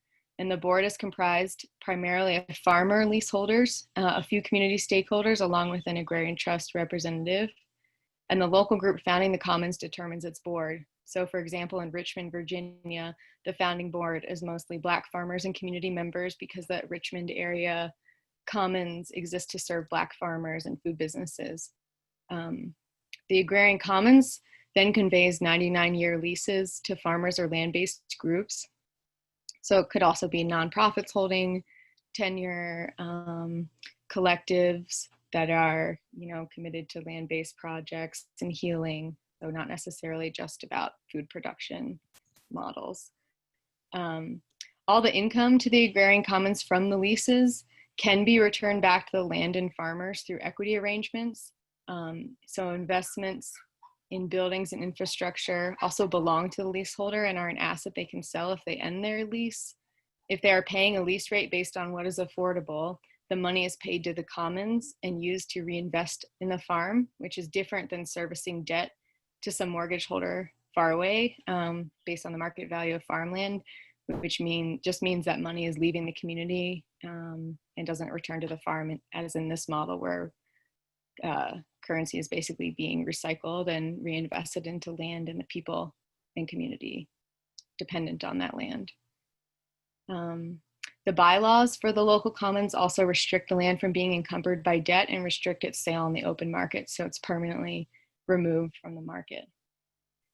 And the commons is also about creating legal entities that can be liberating. I've heard Jonathan talk about how to design nonprofits to be liberating entities, and I like that thinking. Agrarian commons have low administrative burden, high flexibility, ability to focus exclusively on caretaking land and ensuring equitable farmland access. So donations come in to acquire the land, but there need not be funder involvement or oversight. The agrarian commons budget serves the land and the farmers. So we're really not trying to set up a bunch of nonprofits all over the country that demand, hundreds of hours of time and administrative burden. But really, what are the organizations that we're setting up that can really reflect the land and the communities and what it would be to, what is an organization that's modeled after a healthy farm? So yeah, so questions at this point, or any ideas or personal experience with shared land ownership?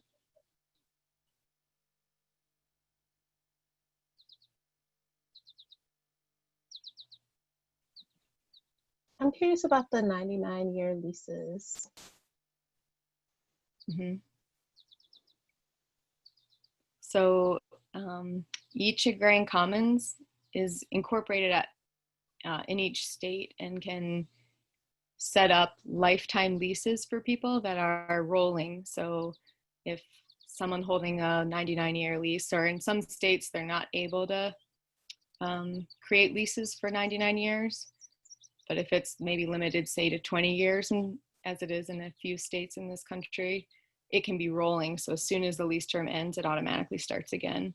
And even these 99-year leases are the same way. So they're perpetual and inheritable. So like Charisse, you could leave your 99-year lease to your kids or any heirs that you've chosen. And then it starts again at 99 years from there.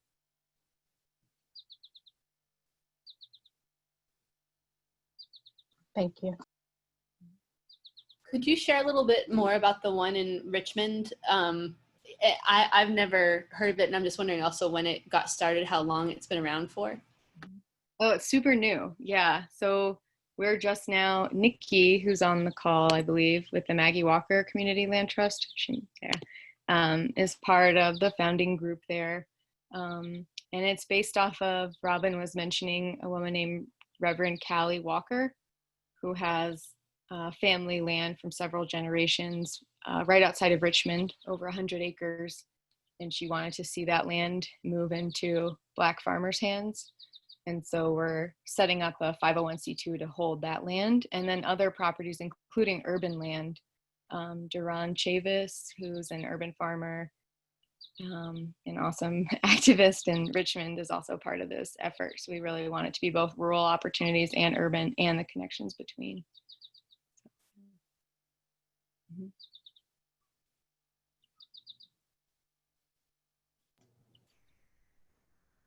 Thanks for sharing. It's really interesting work. You mentioned that leases, there's sort of the Commons Board, which I assume sets the terms of the lease, or it's mutually negotiated. You mentioned something about it being an affordable lease. I can't remember exactly how you termed it, but yeah, I was just wondering if you could talk a little bit more on the specifics about like who makes up the board and how are these lease agreements reached,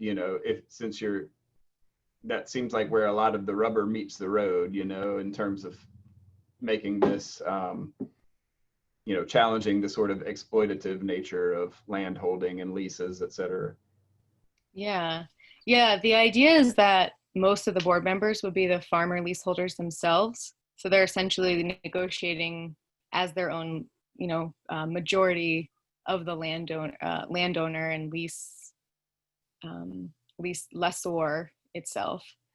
So that kind of disrupts the typical landlord-lessee power dynamic. And then so far, a lot of the affordability questions have been around what's affordable to the farm business.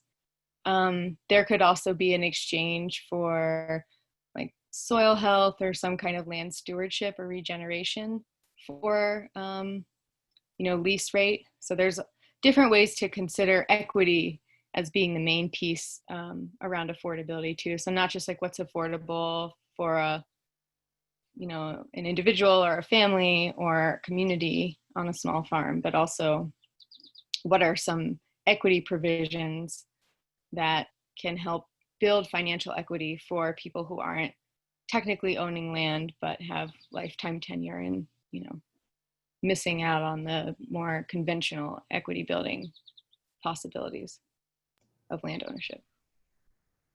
Yeah, okay, thanks. But I know there's some people on this call who, I don't know if Stellar Roots is still with us, but they have a pretty neat shared land stewardship project too in Virginia. Yeah, others. we're here. Hey, no pressure to contribute. I just wanted to call out that there's some great folks doing cool work too related to this. Well, actually, I'm so glad that we joined this call because we weren't quite sure what we were getting into. Because we've only really been in the game for a year and a half, and most of us don't come from an agrarian background, and so we're learning as we go. So I'm so glad to be just gathering more information to go and do further research with, to continue what we're doing, but also just to start to pull more people in who have been doing it, for longer. Cool. Awesome, thank you. And most of the commons are in their first year too, so we're all figuring things out together. I can share a couple examples, one from West Virginia and then from Southwest part of Virginia. So the West Virginia Agrarian Commons is in the New River Gorge of West Virginia in the southern coalfields. And the land right now is currently being managed by a food access nonprofit called New Roots, which is also a farm incubator and aggregation site for local food distribution. New Roots offers short-term leases to local farmers who can't afford land, but these leases will become lifetime or long-term through the Agrarian Commons. And then New Roots itself will be a nonprofit leaseholder too. In West Virginia, most of the land is owned, y'all probably know this, by absentee corporations. and few farmers even own their mineral rights. So decommodifying the land and ensuring affordable access were really big values for the West Virginia Agrarian Commons. In Southwest Virginia, it's a commons that didn't start with land, but with a farmer named Cameron Terry. And he's seeking affordable land in Roanoke City. So the Agrarian Commons is trying to find land to set up farmers with an affordable lease that enables equity building. And Cameron and his partner also personally prefer the farmland to be held as a commons and not privately because they don't want to perpetuate settler colonial culture. However, like I was sharing, the land will be inheritable to their heirs and building equity will be a central part to the lease. So basically the farmers and the local agrarian commons define possibilities for financial equity, and then this can vary over time too, so the lease can be revisited and, you know, as contexts and situations are changing and people too. And then there's just the next slide is a flow diagram of the Southwest Virginia Agrarian Commons and how it interfaces with the land and community. And if y'all are curious, I'll share a link to our website, but we've got a few of these for the different commons that are starting. That might be helpful to look through. Yes.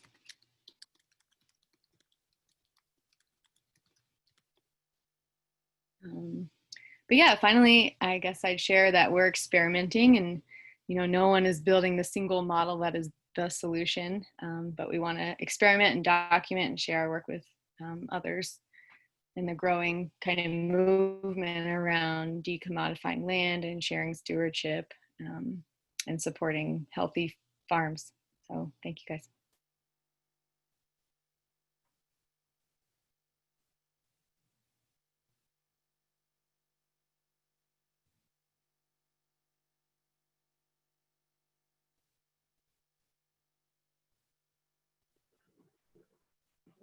We have another project called Faithlands. I don't know, Robin, if you're able to share about that with your internet situation, but you're welcome to if it's possible. Trying to connect by phone, difficulty there. So guys, if you I just wanted to Faithlands, which is of the Agrarian Trust. And it is a national growth and inspire faith community and in new ways that promote human health, that's farming, and enacts repair in communities. Be a part of this call today, and my colleague Eliza shared with Faithlands partnerships and funding opportunities, so that pilot a project to join this conversation in reparative justice through the understanding that many of the situated through Jim Crow, slavery, the stealing lands was ways by the faith community are completely ignored. Really, it's an opportunity for offering the land to people who are in local community sanctuaries and sit to and to offer and people who experience to entering this agriculture. I hope all of that is coming up to taking any questions, able to answer them through, and I'm happy to answer in as well.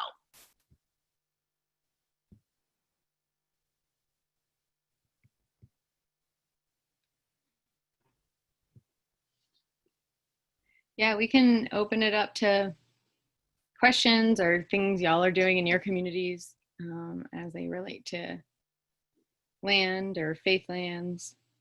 We'd love to hear from you.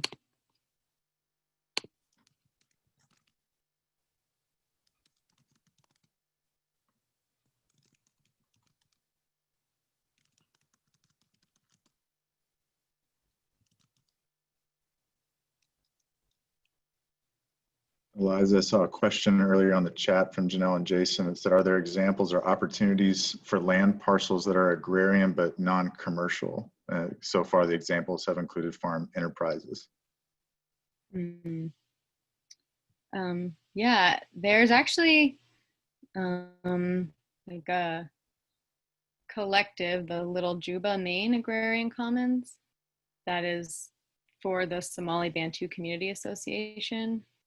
And a lot of the folks farming, or who will be farming on this future land that we just actually finished fundraising for recently, which is really exciting. They sell at markets, but also I think the real genesis of the group of over 100 people growing food together on land is for land and food sovereignty more than, production agriculture. Yeah, a few groups we're talking to now too, like a lot of their focus is healing with land, supporting retreat space on land. So there's lots of different possibilities.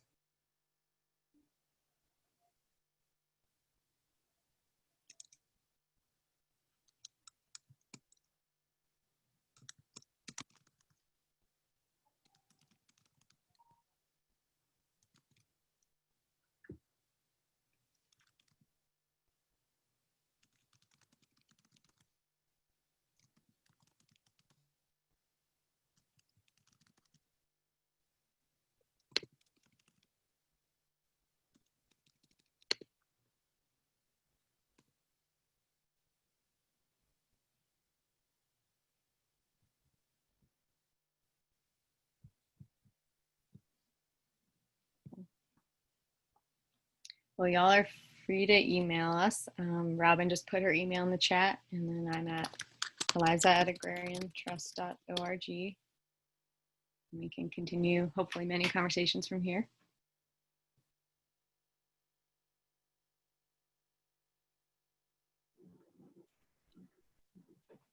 I'm wondering, Eliza or Robin, if you all have heard, and folks that you're talking to, concerns about the nonprofit legal structure as people enter those conversations with you.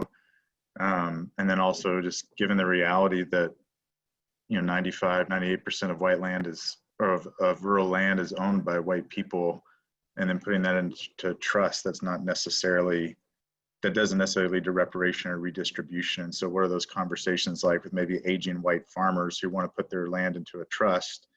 How do you enter the conversation about reparation, redistribution, and that kind of thing? Awesome, yeah.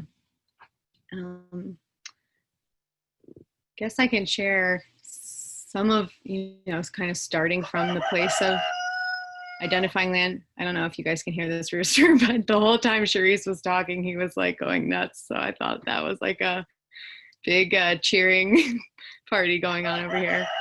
But it might not be audible to you guys. But I think because there's a lot of comfort with this model because the land is held locally. So it's the local group really determining who's on that board to govern. An agrarian trust itself is really not, it's not holding title to land. It's not holding conservation easements. There's no interest exactly in land. But the landowner and those who will be farmers kind of determine what that board is. And even aside from, really basic bylaws that we provide almost as like a legal tool, governance and the intricacies of decision making are all local. Trying to think specifically around challenges with putting land into a trust that maybe like in the future we don't know who might be on that board, and how do we ensure that if the project is for Black farmers, say by Black farmers, how is that enabled over time and supported in perpetuity is a big and important piece of this, because something that could probably be written in the bylaws and really in the governance documents like any nonprofit. But I think that's something that's really important, based on the founding of these different projects and who's founding them and, you know, who they're for over time. We want to honor that in perpetuity as best as we can. Awesome. Thanks for that.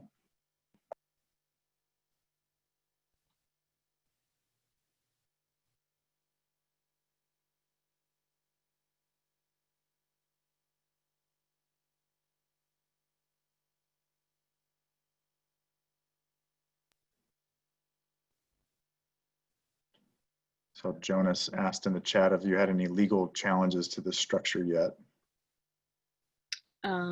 Not so far, but I think a lot will remain to be seen. We worked with the Sustainable Economies Law Center, and they helped with some of our foundational documents.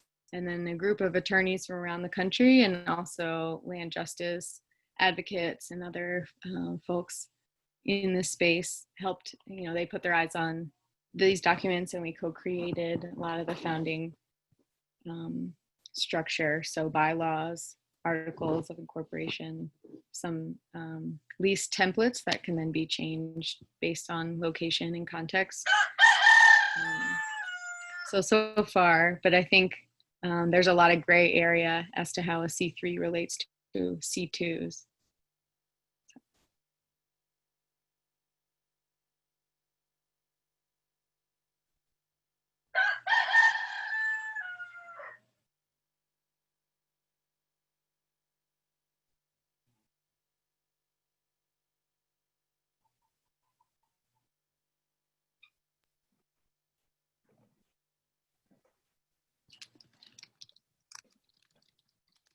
Thanks for sharing all that, Eliza. Robin, I'm so sorry the sound wasn't working, but Robin did share her email address in the chat if folks want to follow up with her about the Faithlands project.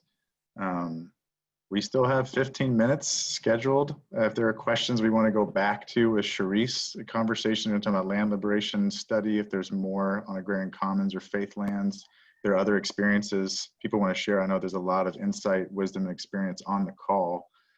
So if folks want to keep sharing for a little bit, and we can still aim to be done before 4 o'clock, but just want to give a little bit more room for conversation.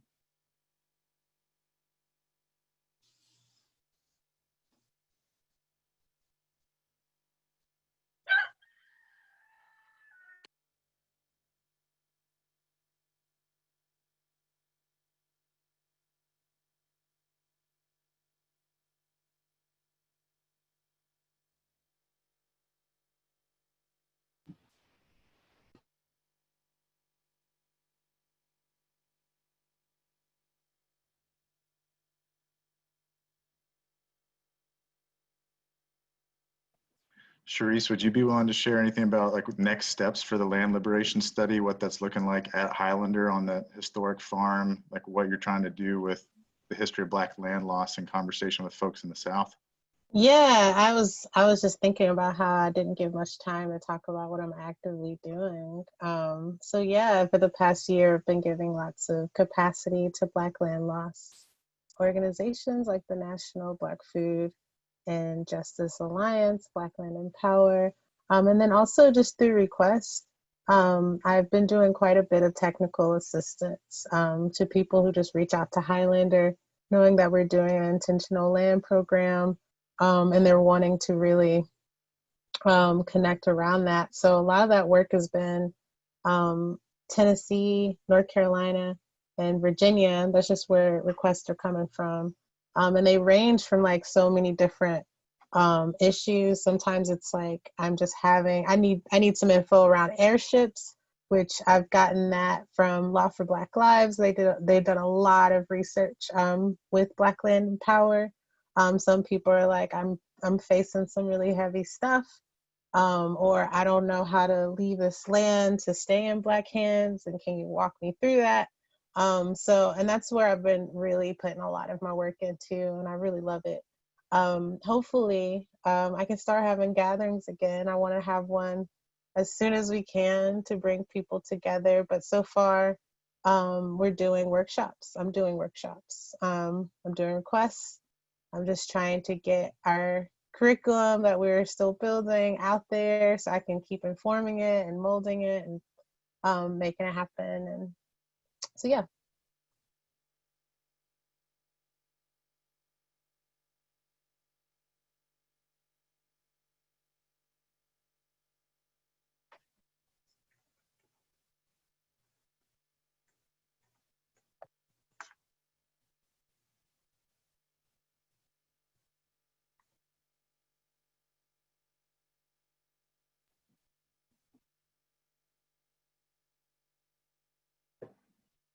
I don't mind sharing a recording full of silence, but we can also keep talking if folks want to.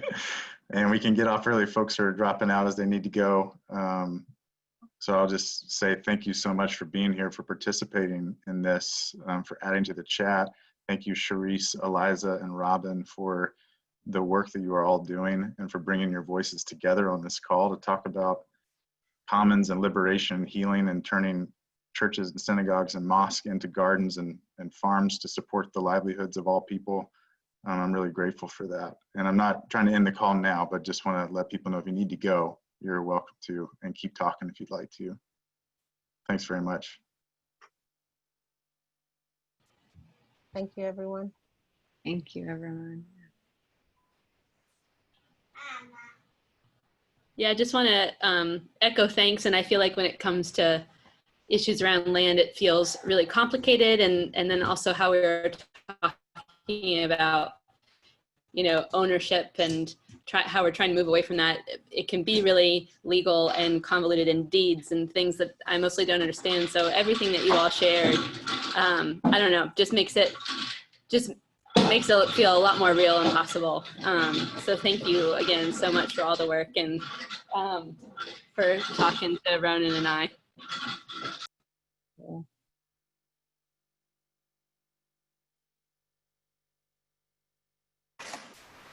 I feel like on these topics, our culture is often not ready to talk very freely about it. I don't know if that's part of what's going on right now, but like it involves questions of money and questions of land management, which are both kind of power issues. And when there are power issues between people, you know, the variations in power, wow, you know, it's just really challenging to have those conversations. And there's sort of a high level of trust required. And so I appreciate sort of the first step here in kind of opening that up. And I really look forward to any conversations with anybody about all of that now or sometime.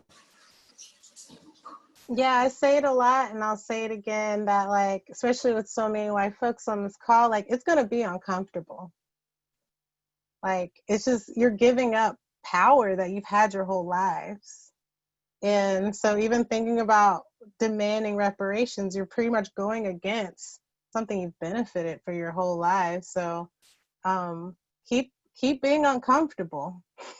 That's just what it's going to take, but also like analyze that and keep growing and having spiritual growth in that. But I think also just having a relationship with land could be healing as well, which I know hopefully all of y'all on this call know that. That's what can heal it, is being connected to land and listening to what she says she needs.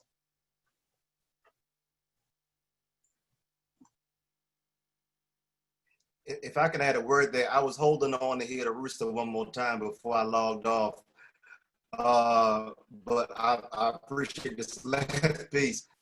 You know, I'm also thinking about just something that has crystallized for me probably over the last 5 years in particular, that especially when you're talking about, and I don't know if you're Janelle or Jason, but as you're talking about land and money and, you know, Pumpkin, you're so right in terms of like the difficulty and the tensions there. I have disconnected myself from the belief that I used to have around how moral arguments were enough to win the day. I no longer have any ounce of confidence that just having the moral argument alone is enough. And so what that did was help push in the direction of organizing from an asset base. We anchor our work, and Siobhan had to go. I might be freezing up now too, but Siobhan had to go. But you know, we anchor our work in Black church spaces on purpose because it's one of the few places where Black folks historically have had enough distance from the gaze of the white power structure, enough autonomy, economic, political autonomy, enough organized economic resources. You know, is when I look at the landscape of the country, that's where at least there are some basic ingredients there to generate some momentum. And while popular narratives around the quote unquote civil rights movement and other spaces like to individualize and make caricatures of individuals, Dr. King and others, right? What I like to remember is they were groomed and nurtured in communities. And that community really, you know, in so many instances is the star of the story. Sure, I want to learn about King. Sure, I want to learn about Garvey. But I also want to learn about the communities that nurtured, shaped, and molded Dolores Huerta, Cesar Chavez. Where are those communities? And so, I'm sorry I'm freezing, but yeah, so I'll just say that is something that has really helped to shape my political orientation. And as Pumpkin said, you know, just looking at this, the picture of all the participants here in this discussion, you know, I really would want to plant a seed with you all to think about the ways in which bending your white privilege in the direction of, in the context of where I'm organizing, but also in other communities, but in the direction of supporting Black agency, not charity, agency. And what does it look like to bend that privilege, that power, those resources in alignment to the leadership of people most directly about what issue might be that we're thinking about at the moment. I'll stop there before I freeze up, but I'm, you know, for more and more accomplices who are coming alongside and supporting agency and not just charity. That's a word.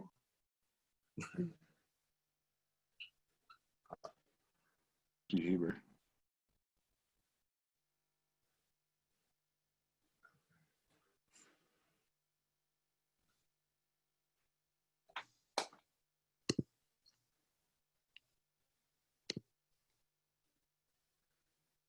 What you were just saying, Heber, makes me think of the part of the original intention for organizing the conversation with Agrarian Trust that has now shifted a little bit, you know, here on this call, was to meet in person with some local folks here and talk about what this looks like in our area, the Shenandoah Valley, which is very white because of very violent practices currently and historically that displace people and move people out. When at a certain time, 1 out of every 4 farmers here in the Shenandoah Valley was an enslaved African laborer. And that is not the demographic case now in the Shenandoah Valley in terms of 25% of the population. And so there's a aging farming population, 60%, the average is like 60 years old, white men. And all that land's going to be shifting. And so what's the strategic way, the necessary way to have that conversation about redistribution at this really important cusp and pivotal moment. And so I'm still trying to figure out how to have these conversations in deep, challenging and strategic ways with other white people like me who own land and have that power, and what we're going to do about it. So hopefully this call is part of that learning journey for some of us, so we can be those accomplices and not just performing allies.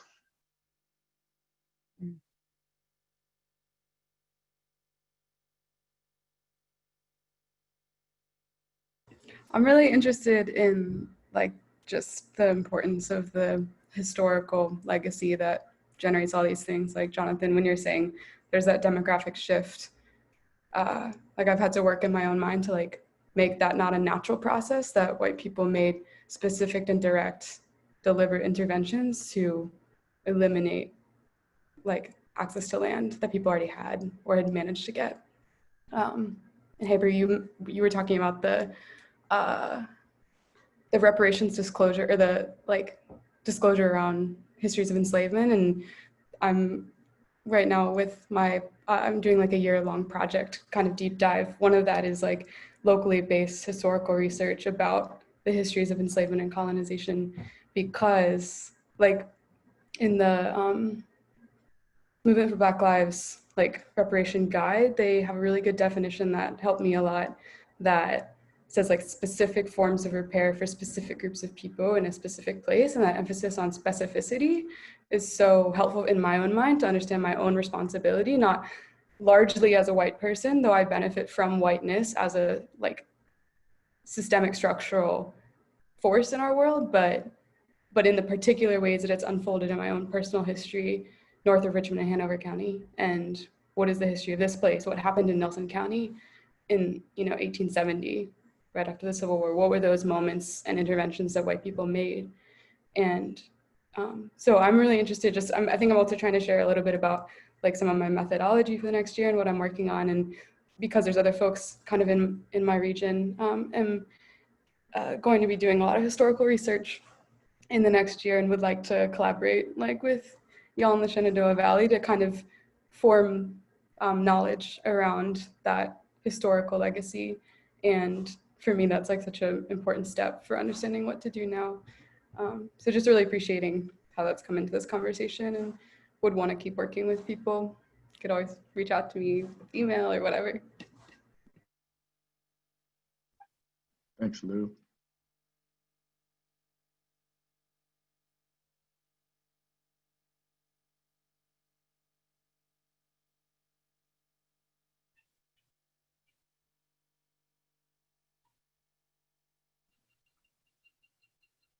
About 1 minute left in our scheduled time together. Are there any final closing thoughts or comments, or prayers or challenges or gratitudes that people want to share before we part ways, at least for now?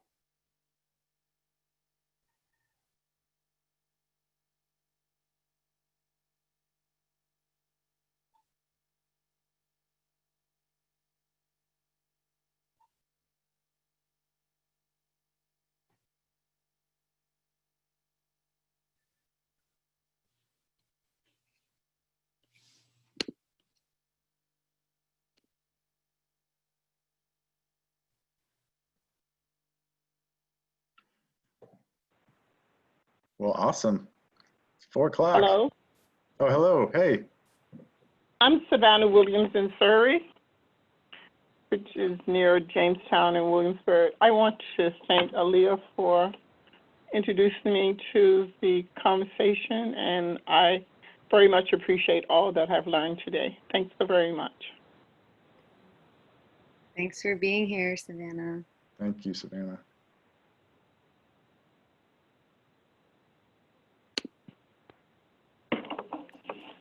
Thanks to everybody. Love, liberation, and living soil to us all. Thank you. Bye, y'all. Bye. Bye.